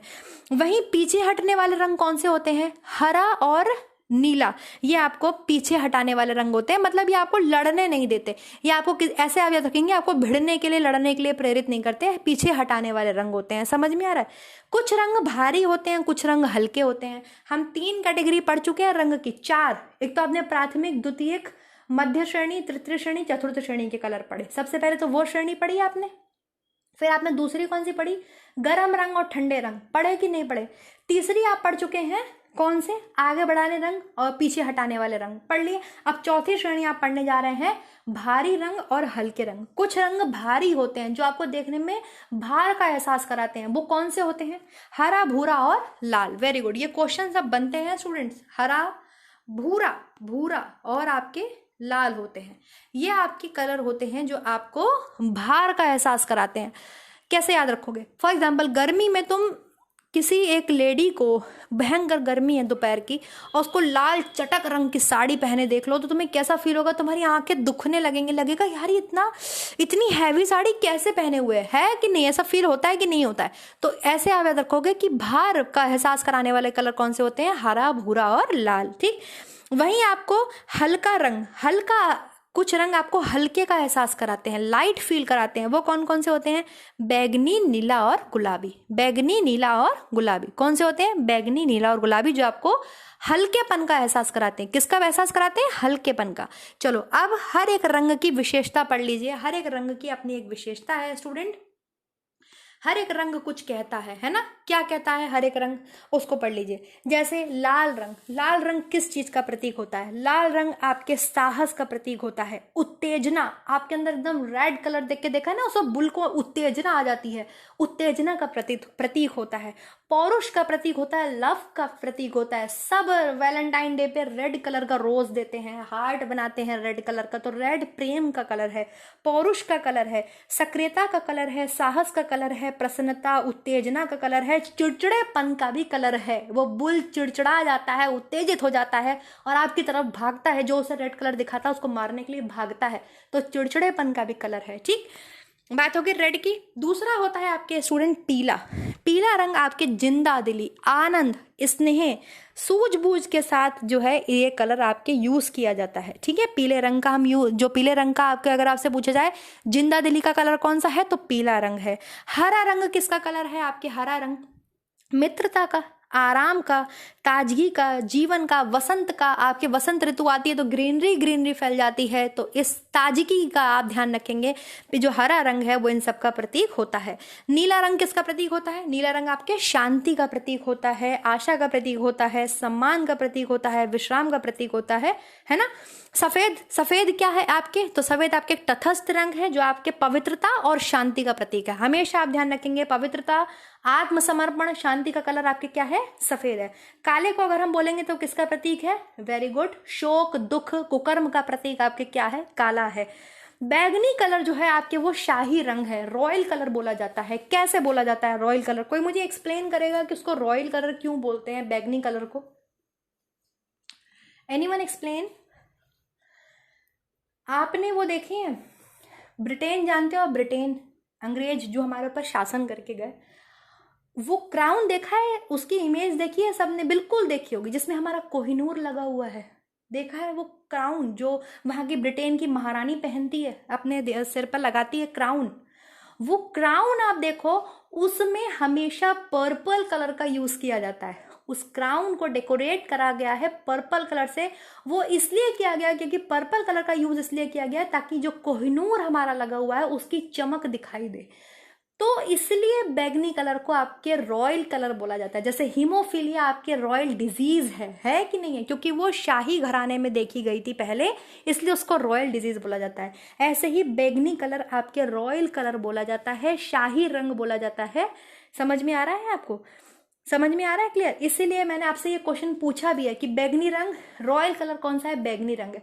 क्योंकि जो क्राउन है ब्रिटेन की महारानी का, वो आज भी परिवार, वो शाही आप देखते हो, उसका अलग ही अंदाज है, उस परिवार का एग्जिस्टिंग है आज भी ब्रिटेन में। और उनके क्राउन को आप देखना, मैं वो इमेज लगाना भूल गई, लेकिन आप देखो उसमें पर्पल कलर का यूज करते हैं। दैट्स वाई पर्पल कलर को आपके रॉयल कलर बोला जाता है, ठीक है, शाही रंग बोला जाता है। इसके अलावा आपके भूरा रंग, तो भूरा रंग आपको पता ही है कि ये पतझड़ का रंग होता है। इसके अलावा भूरे रंग की एक विशेषता और होती है, मैं भूल गई, वो क्वेश्चन भी आपसे पूछा जाता है। भूरा रंग किस चीज़ का एहसास कराता है? जल्दी से बताइए। हाँ, शिथिलता और नम्रता का सूचक है। साफ पूछा जाता है, शिथिलता, शिथिलता, शिथिलता बोलते हैं, शिथिलता मैं लिख देती हूँ, शिथिलता, है ना। शिथिलता का एहसास कौन सा कलर कराता है आपके? तो भूरा रंग कराता है। कौन सा कराता है? भूरा रंग। तो कलर्स की बात यहाँ पे खत्म हो गई। अब हम पढ़ेंगे कलर स्कीम। कलर स्कीम्स का यूज हम अपने घर में करते हैं, घर को सजाने के लिए। ये भी मैंने पढ़ाई हुई है स्टूडेंट्स, आप लोग वीडियो देखिएगा, बहुत पहले पढ़ाया था मैंने कलर स्कीम को। कोई आपको इशू लगता है तो मैं दोबारा पढ़ा दूंगी, हालांकि इसमें ऐसा कुछ भी नहीं है। देखिए, एक होती है आपके जो है मतलब क्लासिफिकेशन ऑफ कलर स्कीम आप करते हैं। एक तो होती है आपके एक रंगीय, सिमिलर कलर स्कीम, ठीक है, सिमिलर कलर स्कीम जहां पे आप एक ही जैसे रंगों का प्रयोग करते हैं। और एक होती है आपकी contrast colour scheme, contrasting colour लिखा है, कंट्रास्ट कलर स्कीम मतलब विपरीत रंगीय योजना। एक तो होती है आपके एक समान रंगीय योजना जहां पर आप एक ही जैसे कलर्स का यूज करते हो, ठीक। और एक होती है आपके विपरीत रंगीय योजना, विपरीत मतलब अपोजिट, जस्ट जो अपोजिट आपके कलर पड़ता है कलर व्हील में, उन रंगों का प्रयोग कर करके हम अपने घर को सजाने में करते हैं। क्लियर? तो आपकी जो एक रंगी योजना है उसमें आप मोनोक्रोमैटिक और एनालॉगस की पढ़ते हैं। मोनोक्रोमैटिक को आप जानते ही हैं, जहां पर आप एक ही कलर के टिंट्स एंड शेड्स का यूज करते हैं, उसको हम मोनोक्रोमैटिक बोलते हैं। एनालॉगस जब हम कलर व्हील के आपस के कलर्स को यूज करते हैं, उसको हम एनालॉगस कलर स्कीम बोलते हैं। इसको आप लोग पढ़ना। अगर आपको लगता है, मैंने बोला ना हमने पूरी रिवीजन इसलिए किया है कि अगर आपको लगता है कि कोई टॉपिक ऐसा है जो आपको दोबारा पढ़ना चाहिए तो हम बात करेंगे कलर स्कीम की, बल्कि वरना ऐसा इसमें कुछ भी नहीं है। अगर हम कॉम्प्लीमेंट्री की बात करें तो मान लो ये कलर व्हील है, तो जस्ट ये कलर है, इसके सामने पड़ने वाला कलर जो है वो आपके कॉम्प्लीमेंट्री कलर स्कीम बोल देते हैं उसे, ठीक है। इसको हिंदी में क्या बोलेंगे कॉम्प्लीमेंट्री कलर स्कीम को, आपके बताती हूं मैं, पूरक रंग योजना, पूरक रंग योजना। मोनोक्रोमैटिक को आपके बोलते हैं एक रंगीय योजना, सिमिलर कलर स्कीम। और एनालॉगस को हिंदी में बोलते हैं समीपवर्ती रंग योजना। इसको क्या बोलेंगे? समीपवर्ती। अब मान लो एक कलर व्हील है, तो इसके समीप वाले ये 3 कलर आपने यूज कर लिए, यहां से आपने 3 कलर यूज कर लिए, यहां से आपने कोई भी कलर यूज कर लिए, तो उसको हम समीपवर्ती रंग योजना बोलते हैं, ठीक। मोनोक्रोमैटिक में आपने एक ही कलर के टिंट्स एंड शेड्स को यूज किया। चलो पहले हम टिंट्स एंड शेड्स की बात कर लेते हैं। कलर की 3 डायमेंशंस होती हैं, सबको पता है। कलर की 3 विमा होती हैं, क्या क्या होती हैं बताइए? वैल्यू, हाँ वेरी गुड। दूसरी क्या होती है आपके? ह्यू। और लास्ट होती है आपके क्रोम। क्रोम को ही आप इंटेंसिटी बोलते हैं। वैल्यू किसी भी कलर की क्या बताती है? गहरेपन और हल्केपन को बताती है। Very good. आपके गहरेपन और हल्केपन को कलर की वैल्यू बताती है। कलर ह्यू, ह्यू का मतलब होता है नाम। कलर को आप लाल रंग बोल रहे हैं, पीला रंग बोल रहे हैं, जो कि आपके कलर्स हैं, एक्चुअल में जो कलर्स हैं उनको आप ह्यू बोलते हैं। ह्यू मतलब किसी भी कलर का नाम। आप रेड बोल रहे हैं तो ये रेड क्या है? ह्यू है। ह्यू, ह्यू का मतलब होता है रंग का नाम। और तीसरा होता है आपके क्रोमा, जिसको आप इंटेंसिटी भी बोलते हैं, मतलब धुंधलापन और चमकीलापन। जो कलर की आपके धुंधलापन, चमकीलापन या स्ट्रेंथ और वीकनेस को बताता है, उसे हम आपके क्रोमा बोलते हैं। समझ में आ रहा है? और वैल्यू आपकी क्या बताता है? गहरापन और हल्कापन। अब किसी भी कलर में आपके गहरापन और हल्कापन कैसे आएगा स्टूडेंट, जरा बताओ मुझे। ये कलर है, कलर की गहरापन हल्कापन से मतलब क्या होता है? ये क्वेश्चन बनता है। हाँ, जितना हम जिस कलर में व्हाइट मिलाते जाएंगे हमें क्या मिलते जाएंगे? टिंट्स मिलते जाएंगे, टिंट्स, ठीक है। क्या मिलते जाएंगे? टिंट्स। जितना हम किसी कलर में ग्रे मिलाते जाएंगे, ग्रे, तो हमें क्या मिलते जाएंगे? टोन्स मिलते जाएंगे। क्या मिलते जाएंगे? टोन्स। और जितना हम जिस कलर में ब्लैक मिलाते चले जाएंगे हमें क्या मिलते चले जाएंगे? शेड्स। क्या मिलते चले जाएंगे? शेड्स। तो ये तीनों क्या है आपके? ये कलर की वैल्यू है, ठीक है। हल्का कलर कब होगा? आपको किसी कलर को हल्का करना है तो आप क्या करोगे? सफेद कलर मिलाते चले जाओगे कि नहीं मिलाते चलोगे? अब ऐसा नहीं कि मैं आपको एक एक चीज यहाँ पे समझाऊंगी, आपको सबको पता है कि मैम क्या बोल रही हैं, मैम किस tints and tones and shades की बात कर रही है। ऐसा नहीं कि आप लोग बिल्कुल अनभिज्ञ हो इस बात से, आपको पता है ना हम किसकी बात कर रहे हैं। हाँ, आप कलर में ग्रे मिलाते जाओगे तो आपको क्या मिलते जाएंगे? टोन्स। ये सब याद रखना, यहाँ से प्रश्न बनते हैं। जब हम कलर में सफेद मिलाते जाएंगे हमें क्या मिलेंगे? टिंट्स। हम कलर में ग्रे मिलाते जाएंगे हमें क्या मिलेंगे? टोन्स। हम कलर में जितना ब्लैक मिलाते जाएंगे कलर उतना डार्क होता चला जाएगा, हमें क्या मिलेंगे? शेड्स। तो जो वैल्यू है ये वाली, ये कलर की डार्कनेस और लाइटनेस को बताता है। वहीं क्रोमा कलर की क्या बताता है? चमक और धुंधलापन, स्ट्रेंथ और वीकनेस को बताता है। समझ में आ गया आपको? और ह्यू क्या है? कलर का नाम है। ठीक, वेरी गुड, सबको ये बात पता हुई है। कलर स्कीम की बात कर रहे थे, तो जहां हम एक जैसे रंगों का यूज करते हैं उसको हम एक रंगीय योजना बोलते हैं। ये दो प्रकार की होती है। मोनोक्रोमैटिक, एक ही रंग के टिंट्स एंड शेड्स का आपने यूज कर लिया, तो जैसे लाल रंग के ही हल्के रंग और लाल रंग के ही गहरे रंग का यूज कर लिया, आपने अपने घर को सजा लिया। एनालॉगस, कलर व्हील के आसपास वाले रंगों को आपने यूज कर लिया। ठीक है, कलर व्हील में जो आसपास के रंग है उनको आपने यूज कर लिया, तो एनालॉगस हो गई। कॉन्ट्रास्टिंग स्कीम्स वो होती हैं जब आप जस्ट उसके अपोजिट पन्ने वाला कलर यूज करते हैं। वेरी गुड, जिसमें आप इस कॉम्प्लीमेंट्री जो कलर व्हील है उसके जस्ट सामने वाला आप कलर यूज कर रहे हो तो वो कॉम्प्लीमेंट्री हो गया। डबल कॉम्प्लीमेंट्री में क्या होता है? आप दो रंग यूज कर रहे हैं, मान लो एक तो इस कलर के सामने वाला यूज कर रहे हो, एक कोई यहाँ पे कलर है और उसके सामने वाला कलर यूज कर रहे हो, मतलब टोटल आप 4 कलर यूज कर रहे हो, लेकिन 2 कलर आपने कोई भी चूज कर लिया कलर व्हील के, लेकिन उसके वो तो है ही और उसके जस्ट सामने पड़ने वाले कलर को आप यूज कर रहे हो, उसे डबल कॉम्प्लीमेंट्री बोलते हैं। स्प्लिट में क्या होता है? स्प्लिट में बस क्या होता है, ये मान लो कलर व्हील है, हमें ये वाला कलर लेना है तो इसके जस्ट सामने वाला ना लेकर के इसके आसपास वाले कलर्स को हम यूज कर लेते हैं, उसे हम क्या बोलते हैं? स्प्लिट कॉम्प्लीमेंट्री बोलते हैं। और ट्राइड क्या होती है? जो आपके त्रिभुज बना दे, आपके त्रिभुज बन जाता है जब कलर में ऐसा आप कलर स्कीम्स यूज कर रहे हो कि आपके त्रिभुज बन जाता है तो उसको हम ट्राइड बोलते हैं। इसी फॉर्म में टेट्रा भी होता है जिसमें आपके ऐसे स्क्वायर बन जाएगा, लेकिन वो आपके में है नहीं तो उसकी बात हम नहीं करेंगे। एक कलर स्कीम और होती है स्टूडेंट, उसको बोलते हैं एक्रोमेटिक कलर स्कीम। हिंदी में उसको बोलते हैं सबल तटस्थ संगति। तटस्थ रंगों का प्रयोग कर रहे हो, मतलब आप कोई भी ह्यू यूज नहीं कर रहे हो, किसी भी ह्यू का कलर आप यूज नहीं कर रहे हो, आप ब्लैक और व्हाइट का यूज कर रहे हो, ग्रे का यूज कर रहे हो, जैसे चेस में होता है कि नहीं होता है, ब्लैक व्हाइट ग्रे का यूज आप कर रहे हो, इसको आप बोलते हो सबल तटस्थ संगति। तटस्थ रंगों का, न्यूट्रल कलर्स का यूज कर रहे हो। हमने बताया ना, सफेद काला और जो ग्रे है वो कैसे कलर है? वो ओरिजिनल ह्यूज नहीं है, दे आर नॉट कलर्स। ये क्या है? ये आपके तटस्थ रंग है, न्यूट्रल कलर्स हैं। इनका प्रयोग हमेशा कलर का गहरापन, हल्कापन, उसमें ग्रे कलर लाने के लिए, ग्रेनेस लाने के लिए किया जाता है। ठीक है, समझ में आ गया सबको? कलर स्कीम समझ में आ गई? कोई प्रॉब्लम हो तो बताना, मैं दोबारा पढ़ा दूंगी, डिटेल में पढ़ा दूंगी। हालांकि मुझे नहीं लगता कि इसमें इतना कुछ भी हार्ड है जो आपको नहीं समझ में आया होगा। कलर की बात हो गई। अब भैया जब सजावट की बात करते हैं तो हम फर्श भी तो सजाते हैं, फ्लोर भी तो डेकोरेट करते हैं। जल्दी से सब बताएंगे। मैंने फ्लोर डेकोरेशन पूरा टॉपिक पढ़ाया हुआ है। रंगोली कितने प्रकार से हम बनाते हैं, कौन कौन सी रंगोली हम बनाते हैं, हमारे एग्जाम्स में यहाँ से क्वेश्चन पूछे जाते हैं। जल्दी सब कमेंट करिए, जब तक मैं घूंट पानी पी लेती हूँ। फटाफट से सब लोग बताइए कौन कौन सी रंगोली हम बनाते हैं।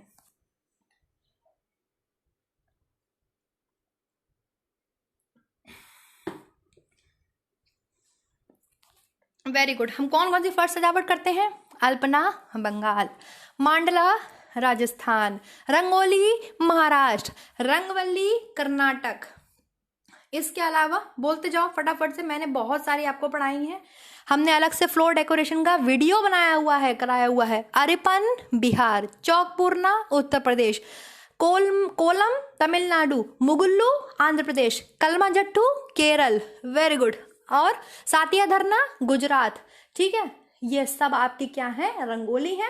रंगोली हमेशा हम 2 प्रकार से बनाते हैं, या तो गीली रंगोली बनाते हैं या हम सूखी रंगोली बनाते हैं। तो घर को सजा रहे हैं तो फ्लोर भी तो सजाएंगे, अपने घर का फ्लोर भी तो डेकोरेट करेंगे, तो उसे हम बोलते हैं आपकी रंगोली। अच्छा, एक चीज सुन लीजिए आप लोग, पहले क्या था? घर को सजाने संवारने की कला को ही आप आंतरिक गृह सज्जा कहते हैं तो हम जानते हैं, लेकिन पहले क्या था भाई? मिट्टी की दीवारें होती थी, झोपड़ियाँ पहले मिट्टी इट्टी की होती थी, है ना। तो मिट्टी की दीवारों पे चित्रकारी करती थी औरतें, जिसे म्यूरल कहते थे। क्या कहते थे? म्यूरल। बहुत इंपॉर्टेंट क्वेश्चन है, ये बन सकता है। म्यूरल भाई, पहले ऐसे ईंटे की दीवारें थोड़ी होती थी, बहुत पहले की बात कर रहे हैं। पहले आप देखा होगा, आज भी कहीं पे गांव में आपने देखा होगा, लोग मिट्टी का घर बना के रहते हैं, मिट्टी की दीवारें होती हैं, है ना। तो उस पे अगर कोई पेंटिंग करता था, महिलाएं अपना घर सजाती थी। भाई पहले ऐसी 3D पेंटिंग्स थोड़ी मिलती थी मार्केट में, तो हाथ से ही सजाती थी लेडीज, तो उसको म्यूरल बोलते हैं। क्या बोलते हैं? म्यूरल। तो फर्श सजावट सबको पता है, जिसने नहीं देखा है वो वीडियो देखना, सारी फर्श सजावट हमने करी हुई है। दूसरी, फर्श के साथ साथ हम पेंटिंग्स भी तो लगाते हैं हमारे घर में। कौन कौन सी पेंटिंग्स लगाते हैं? मैंने सारी पेंटिंग्स पढ़ाई हुई हैं, फटाफट से बताइए, बहुत तेजी के साथ आंसर आना चाहिए। Phad painting Rajasthan, very good. Madhubani Bihar, Pattachitra Orissa, Patua Bengal, Kalighat Bengal, Warli, Warli painting कहाँ की है? वर्ली चित्रकला, वर्ली माय फेवरेट चित्रकला, Maharashtra, very good. Kalamkari Andhra Pradesh, very good. Phad painting Rajasthan, Paitkar Jharkhand, Thangka बताई थी मैंने आपको, थंग का पेंटिंग सिक्किम की, ठीक है। इसके अलावा मंजूषा, मंजूषा भी आपके बिहार में है। मिथिला पेंटिंग तो बोलते ही हैं मधुबनी पेंटिंग को। चेरियल पेंटिंग तेलंगाना। गोंड चित्रकला मध्य प्रदेश, जो कि वहाँ की गोंड जनजाति करती है। पिथौरा चित्रकला, पिथौरा जिसमें घोड़े बनाए जाते हैं, गुजरात, वेरी गुड। तंजौर चित्रकला, या इसको मीका चित्रकला के साथ भी बोलते हैं। तंजौर और मीका कहाँ की है? तंजौर बृहदेश्वर मंदिर कहाँ है? तंजावुर आपके तमिलनाडु, वेरी गुड। तो हम पेंटिंग्स का भी यूज करते हैं। देख लीजिए, इसको तो मैंने अलग अलग वीडियोस में आपको कराया हुआ है, क्वेश्चंस भी इसके कराए हुए हैं, है ना। तो घर की सजावट की बात कर रहे हैं हमने, घर में हमने कलर्स की स्कीम्स की बात कर ली, फ्लोर पेंटिंग की बात कर ली, डिज़ाइंस की बात कर ली, इसके अलावा हमने फ्लोर डेकोरेशन पेंटिंग्स की बात कर ली, कला के तत्वों को हमने समझ लिया, कला के सिद्धांतों को हमने समझ लिया। इसके अलावा आप घर में और क्या क्या डेकोरेशन के लिए लगाते हैं? फर्नीचर, फर्नीचर का यूज़ करते हैं, लकड़ी का, शीशे का, है ना। रक्स मतलब गलीचे बिछाते हैं। और क्या बर्त करते हैं आप? अपहोल्स्ट्री, अपहोल्स्ट्री तो फर्नीचर को ढकने के काम आती है, ये क्वेश्चन आपसे पूछा जा चुका है। इसके अलावा आप किसका यूज करते हैं? लैंप्स का यूज करते हैं, लाइट का यूज करते हैं, 100 वाट का बल्ब लगाते हैं, जहां हमें पढ़ना होता है वहां हमें 100 वाट का बल्ब लगाना चाहिए, ऐसे क्वेश्चन आपसे पूछे जाते हैं। और आप इक्विपमेंट्स का यूज करते हैं, जैसे मिक्सर ग्राइंडर है, और क्या है, केतली है चाय की जो इलेक्ट्रिक वाली होती है, कुछ लोग टोस्टर का यूज करते हैं, कुछ लोग वॉशिंग मशीन का यूज करते हैं। तो ये सब आप पढ़ सकते हैं, इसमें कुछ भी ऐसा नहीं है जो बहुत हार्ड हो और आपको पढ़ने की जरूरत हो। लेकिन एक चीज अभी रह गई है हमारी, फ्लावर डेकोरेशन। अब हम आ जाते हैं पुष्प सज्जा पे। जब हम घर सज्जा की बात कर रहे हैं, पेंटिंग लगा रहे हैं, फर्श को सजा रहे हैं, तो फूलों की सज्जा भी हम करते हैं, ठीक। फूलों की सज्जा आपके मुख्य 3 प्रकार की होती है। कौन कौन सी होती है स्टाइल्स आपके? Traditional, western and model. Traditional जिसे आप परंपरागत स्टाइल बोलते हैं, जो कि पहले बहुत हमारे शुरू से चले आ रहे हैं, परंपरागत तरीके से फूलों को सजाना, उसे हम परंपरागत स्टाइल कहते हैं। वेस्टर्न स्टाइल में हम पढ़ते हैं जैपनीज पुष्प सज्जा को। किसको पढ़ते हैं? जैपनीज पुष्प सज्जा को। तो जैपनीज पुष्प सज्जा पढ़ लेते हैं हम, है ना। जैपनीज पुष्प सज्जा को आपके पूर्व देशीय शैली भी कहते हैं, क्योंकि आपके पूर्व देशीय शैली भी इसको बोलते हैं, जैपनीज पुष्प सज्जा को, ठीक। जैपनीज सज्जा को आपके इकेवाना भी कहा जाता है। क्या कहा जाता है? इकेवाना। और कौन कौन से स्टाइल होते हैं जैपनीज पुष्प सज्जा में? वेस्टर्न स्टाइल में आपके जैपनीज ही आता है, जापानी पुष्प सज्जा ही आता है। कलर चेंज कर लेती हूँ student, give me a minute. हाँ, क्या बोलते हैं? जापानी पुष्प सज्जा। तो जापानी में आपके कौन कौन से स्टाइल्स आते हैं बताइए आप? Very good, ikebana, moribana. इसके अलावा आपके शोका, नाजीरे, रिक्का, ये सब आपके क्या हैं? ये सब आपके जापानी पुष्प सज्जा के स्टाइल्स हैं, जिसमें आपके इकेवाने का शाब्दिक अर्थ होता है लिविंग फ्लावर्स, लाइफ फ्लावर्स, जीवित फूल, है ना। ये बहुत लोकप्रिय शैली है आपके विश्व में। रिक्का की बात करें तो इस पुष्प सज्जा का प्रयोग आपके बौद्ध मंदिर में किया जाता था। रिक्का, रिक्का भी एक पुष्प सज्जा शैली है, जापानीज पुष्प सज्जा शैली है। शोका, शोका भी आपके 15वीं शताब्दी से आरंभ हुई, इसको शेल्फ पे सजाया जाता था शोका को। मोरीबाना, गत 50 वर्षों से 60 वर्षों से पुष्प सज्जा में परिवर्तन देखा गया, वो जो परिवर्तन था वो मोरीबाना, मतलब मोरीबाना, इकेवाना, रिक्का, नाजीरे, शोका, ये सब क्या है? ये सब आपके जापानी पुष्प सज्जा के स्टाइल हैं, तरीके हैं, फूलों को सजाने का तरीका है। यहाँ से तो हर बार आपसे क्वेश्चन पूछा जाता है, ठीक है। तो यहाँ पे आपसे जो क्वेश्चन एक तरीके से पूछा जाता है, वो एक क्वेश्चन पूछा जाता है आपसे, यहाँ कर लेते हैं, मैंने ये ब्लैंक इसीलिए छोड़ा है कि सिंसो हाइकी क्या है। तो सबको पता है सबसे लंबी रेखा क्या प्रेजेंट करती है? सिन, जो कि 90 डिग्री का एंगल बनाती है और ये आपके स्वर्ग को इंगित करती है। यहां से क्वेश्चन पूछते हैं, ठीक है। सिन, इसको क्या बोलते हैं? सबसे लंबी रेखा को जो पुष्प सज्जा में सबसे लंबी टहनी यूज करते हैं उसको हम सिन बोलते हैं।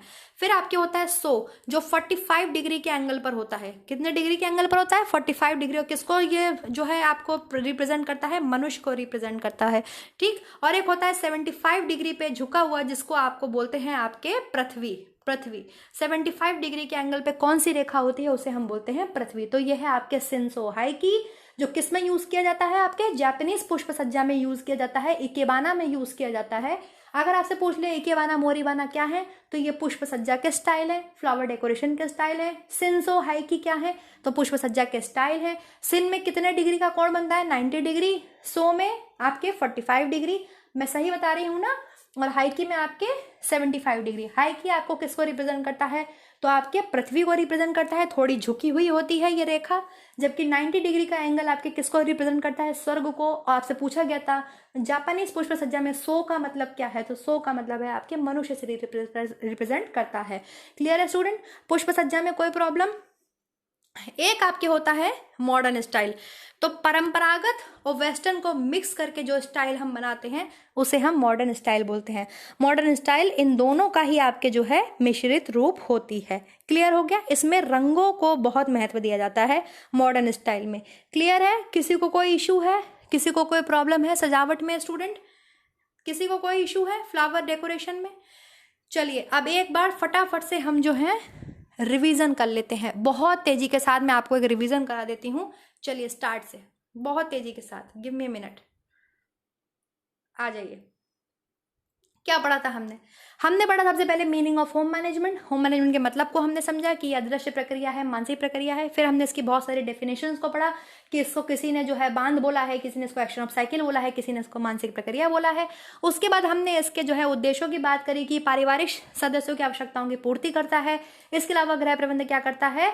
हमारी जो है आय व्यय का संतुलन रखता है और कार्य को कुशलता से करना आना चाहिए गृह प्रबंध के अंतर्गत। फिर हमने इसके सिद्धांतों को जाना, सुंदरता, विविधता, मौलिकता, एकता, वित्तवयता, व्यवहारिकता, ये सब इसके क्या है? इसके सिद्धांत हैं, गृह व्यवस्था के सिद्धांत हैं। फिर हमने जाना गृह प्रबंध की प्रक्रिया। गृह प्रबंध में आपके 4 ही स्टेप्स होते हैं मेनली: आयोजन, संगठन, नियंत्रण, मूल्यांकन, जिसमें अलग अलग स्टेप्स को आपने समझा। इसके बाद हर एक स्टेप को और करने से पहले हमें क्या जरूरत होती है? हमें आपके निर्णय प्रक्रिया की जरूरत होती है। डिसीजन मेकिंग की हम बात करते हैं। डिसीजन मेकिंग में आपने बात करी कि डिसीजन मेकिंग क्या है। डिसीजन मेकिंग जो है आपके हृदय है गृह प्रबंध का, क्योंकि ये आपके हर जो है चरण में यूज होता है। इसके बिना आप डिसीजन वो गृह प्रबंध नहीं कर सकते। इसे हम सेंटर पॉइंट भी बोलते हैं, इसे हम क्रक्स भी बोलते हैं। क्रक्स मतलब हर समस्या से ऊपर, हर समस्या का समाधान देने वाला, ठीक है, वो डिसीजन मेकिंग होता है। और इसको हम क्या बोलते हैं? आत्मा भी बोलते हैं। गृह प्रबंध के 3 आपके जो है प्रेरक तत्व होते हैं। वो कौन कौन से होते हैं? मूल्य होते हैं, लक्ष्य होते हैं, स्तर होते हैं, जिसमें मूल्य आपके मध्य में होते हैं। मूल्य से ही आपके लक्ष्य और स्तरों का निर्धारण होता है। ठीक है स्टूडेंट, इन सबको आपने पढ़ा। इसके बाद आपने पढ़ा डिसीजन ले लिया, डिसीजन की बात हमने कर ली। फिर हम बात करते हैं संसाधन की। जब हम घर की बात कर रहे हैं तो हम संसाधनों की बात करेंगे। संसाधन आपके मुख्यतः 2 ही प्रकार के होते हैं, मानवीय और अमानवीय संसाधन। इनमें से हम 3 संसाधनों को बहुत ज्यादा डिटेल में पढ़ते हैं: समय को, धन को और शक्ति को। क्योंकि समय और धन, शक्ति ऐसे महत्वपूर्ण संसाधन है जिसका प्रयोग प्रत्येक परिवार करता है। तो जब हम बात करते हैं समय की, तो समय आपके बहुमूल्य है। जो है हर किसी के पास आपके 24 घंटे ही हैं और उसको कम से कम आपको समय का प्रयोग करते हुए ज़्यादा से ज़्यादा काम करना है। इसके अलावा गुणवत्तापूर्वक काम करना है। वहीं अगर हम बात करते हैं एफर्ट्स की, एनर्जी की, तो एनर्जी को हम यूज़ करते हैं किसके लिए? अपने काम को करने के लिए। तो हमें कम से कम शक्ति का प्रयोग करके ज़्यादा से ज़्यादा काम करना है। और हम उसमें क्या लगाते हैं? एफर्ट्स लगाते हैं। जब हम एफर्ट्स लगाते हैं तो बहुत सारे एफर्ट्स हम लगाते हैं: टॉर्सल, पेडल, मेंटल, मैनुअल और आपके फिजिकल एफर्ट्स को हम लगाते हुए काम करते हैं। जब हम एफर्ट लगाते हैं तो हमारी शक्ति खर्च होती है। शक्ति खर्च होती है तो हम थकते हैं हम 2 प्रकार से, शारीरिक तरीके से और मानसिक तरीके से। जब हम शारीरिक तरीके से थक जाते हैं तो हमारे शरीर में लैक्टिक एसिड जमा हो जाता है। मानसिक तरीके से थकते हैं तो हमें क्या हो जाती है? बोर्डम होती है या फ्रस्ट्रेशन होती है। ठीक है, अब इन सब का प्रयोग हम करते कहाँ पर हैं? शक्ति व्यवस्थापन, समय व्यवस्थापन हम सब करते हैं पारिवारिक जीवन चक्र में। पारिवारिक जीवन चक्र के 3 ही आपके चक्र होते हैं। कौन कौन से होते हैं? सबसे पहला आपका इंट्रोड्यूसिंग स्टेज, फिर एक्सपेंडिंग, फिर कॉन्ट्रैक्टिंग। इंट्रोड्यूसिंग में जब शादी होती है, सबसे छोटी अवस्था होती है, इसको सामंजस्य की अवस्था बोलते हैं, एडजस्टमेंट पीरियड बोलते हैं। फिर आपके आता है कौन सा? आपके एक्सपेंड करने वाला, जो कि सबसे लंबी अवस्था होती है। और इनको बिगलो ने जो है आपके सब कैटेगराइज कर दिया अलग अलग। इसमें हमने बहुत सारे स्टेजेस के बारे में पढ़ा। और लास्ट आपकी आती है संकुचित अवस्था, जब परिवार आपके संकुचित हो जाता है, बच्चे अपने अलग अलग जगह पे स्थापित हो जाते हैं। जब हम शक्ति पढ़ लेते हैं, समय पढ़ लेते हैं, तो हमें पता है कि हमें घर में बहुत सारे काम करने होते हैं और घर के कामों को आपको 3 भागों में बांट लेते हैं, हल्के, मध्यम और भारी कामों में। तो हमें हमेशा इसको अरेंज करके ही काम करना चाहिए, कभी हल्का कभी भारी, कभी भारी कभी हल्का। तो हमें क्या होगा, हमारी शक्ति, हमारा जो समय है वो कम खर्च होगा और हम ज़्यादा से ज़्यादा काम कर पाएंगे। इसके बाद हम बात करते हैं आपके कार्य सरलीकरण की। कार्य सरलीकरण है ही इसलिए कि आप किस तरीके से अपने कार्य को सरल बना सकें, उचित से उचित ढंग ढूंढ सकें और अपने कार्य को अंतिम समय, अपने कम समय में और कम एनर्जी का यूज करते हुए आप ज्यादा से ज्यादा एफर्ट, ज्यादा से ज्यादा काम अपना कर सकें। तो कार्य सरलीकरण की जब हम बात करते हैं तो 3 चीजों की बात करते हैं, कार्यक्षमता, कार्यकर्ता और कार्यक्षेत्र। ये तीनों इसके होते हैं निर्धारक तत्व। ठीक है, कार्यक्षेत्र की आप बात कर चुके हैं। एक नॉर्मल रेंज होती है, एक इफेक्टिव रेंज होती है, एक आपके मैक्सिमम रेंज होती है, हम सब बात कर चुके हैं। कार्य सरलीकरण की बात करें और मार्विन मुंडेल सर ना आए तो ऐसा हो ही नहीं सकता। मार्विन मुंडेल ने तो है कार्य सरलीकरण की आपकी 5 विधियों को, 5 स्टेप्स को दिया है कि भाई हाथ और शरीर गति में परिवर्तन, कार्य का संग्रहण उपकरण का यूज करो, कच्चे माल में परिवर्तन करो, अंतिम उत्पाद में परिवर्तन करो, उत्पाद में परिवर्तन करो, जिसको इसमें काट छाट करके 3 कर दिया ग्रॉसन क्रेंडल ने। ठीक है, वो 3 क्या है, पहली है हाथ शरीर में परिवर्तन, फिर क्या आता है आपके कार्य संग्रहण और उपकरणों का प्रयोग करो और अंतिम उत्पाद में परिवर्तन करो। जब हमने कार्य सरलीकरण पढ़ लिया तो कार्य सरलीकरण पढ़ते हैं तो हम टेक्निक्स को पढ़ते हैं, फॉर्मल और आपके इनफॉर्मल। इनफॉर्मल को आपके पेन पेंसिल टेक्निक भी कहते हैं, फॉर्मल आपके जो लैब्स में होती हैं। फॉर्मल तो आपको याद आ रही होंगी कौन कौन सी 4 आपकी टेक्निक है, और इनफॉर्मल में हम जितने भी चार्ट हैं, प्रोसेस, ऑपरेशन, मल्टीमैन और आपके पाथवे चार्ट, वो सब आपके पेन पेंसिल टेक्निक में आ जाती हैं। अब हम बात करते हैं आपके धन की। जब हमने शक्ति हो गया, शक्ति का व्यवस्थापन हो गया, समय का व्यवस्थापन हो गया, तो अब हमें घर चलाने के लिए धन चाहिए। धन हमें 2 तरीके से मिलता है, या तो प्रत्यक्ष तरीके से या अप्रत्यक्ष तरीके से। या तो हम धन का उपार्जन करते हैं, उसको अर्न करते हैं, या हमें अनअर्न्ड आय मिलती है। ये सब आप बात कर चुके हैं। फिर हम आय के प्रकार पढ़ते हैं। आय हमें 3 प्रकार से प्राप्त होती है, मनी, वास्तविक और साइकिक इनकम। ये भी आप बात कर चुके हैं। इसके अलावा हम बात करते हैं, हमें धन मिल गया, धन को हम क्या करते हैं, खर्चा करते हैं। तो कुछ निश्चित खर्चे हैं, कुछ अर्ध निश्चित खर्चे हैं, कुछ अन्य खर्चे हैं, हम खर्चा कर लेते हैं। फिर इन दोनों का हम बनाते हैं ब्यौरा, तो हम बनाते हैं आपके बजट। बजट जब हम बनाते हैं तो हमें पता है मुख्य 3 तरीके के बजट पढ़ते हैं, घाटा, संतुलित और बचत। बचत का सबसे बेस्ट है, घाटे का सबसे बेकार है। जब हम बजट बनाते हैं तो प्रोफेसर अर्नेस्ट एंजल को हम भूल नहीं सकते, क्योंकि वो बजट की बात करते हैं। उन्होंने हमेशा बताया है कि एक परिवार की जो है 5 मदें होती हैं जिसके ऊपर वो बजट बनाते हैं, जिसके ऊपर वो खर्चा करते हैं। वो क्या है, भोजन, वस्त्र, मकान, ईंधन या बिजली, और आपके शिक्षा, मनोरंजन एवं स्वास्थ्य। और उन्होंने समाज को 3 वर्गों में विभाजित कर दिया है। और ये बताते हैं कि जैसे जैसे आय बढ़ेगी, भोजन पर होने वाला व्यय कम होगा, परंतु जैसे जैसे आय बढ़ेगी, शिक्षा, मनोरंजन, स्वास्थ्य पर होने वाला व्यय बढ़ेगा और बाकी सब पे स्थिर रहेगा। बचत की इन्होंने बात नहीं की है, इसलिए इनकी आलोचना होती है। अब हम बात करेंगे आपके सेविंग्स की। बचत तो हमें करनी है, प्रोफेसर अर्नेस्ट एंजल ने नहीं करी, कोई बात नहीं, लेकिन हम तो करेंगे। तो जब हम बचत की बात करते हैं तो हम 2 तरीके से बचत करते हैं। कंपलसरी बचत होती है, इसके अलावा आपके वॉलंटरी बचत होती है। कंपलसरी, जो कंपलसरी है ही, अनिवार्य है ही, कटेगा ही, तो वो कटता ही है। सरकारी लोगों का आपके पैसे कटते हैं और अर्ध सरकारी लोगों के आपके पैसे कटते हैं, या प्राइवेट सेक्टर में जो काम कर रहे हैं उनके पैसे कट के उनको इकट्ठा पैसा मिलता है, कंपाउंड इंटरेस्ट लगता है उसमें, ताकि उनकी क्या हो सके, आपको लास्ट में जब वो रिटायर हो तो उनको अच्छा खासा पैसा मिले। इसके अलावा आपके कुछ वॉलंटरी स्कीम्स होती हैं, बैंक है, पोस्ट ऑफिस है, आपके LIC है, आपके इन्वेस्टमेंट है, जहां भी आप करके आप क्या कर सकते हैं, अपने पैसे को बचा सकते हैं। पैसा बचाएंगे तो बैंक में जाएंगे, बैंक आपको कई प्रकार के खातों की सुविधा देता है, आप कोई भी खाता खुला के पैसा बचा सकते हैं। बैंक आपको 3 प्रकार के चेक देता है, मेनली हमने 3 प्रकार के चेक भरे हैं, बाहक, रेखांकित और ऑर्डर चेक। फिर हम पोस्ट ऑफिस की बात करते हैं। पोस्ट ऑफिस हर जगह आसानी से होते हैं, मिल जाते हैं, इसलिए वहां पर भी बहुत सारी स्कीम चलाई जाती हैं।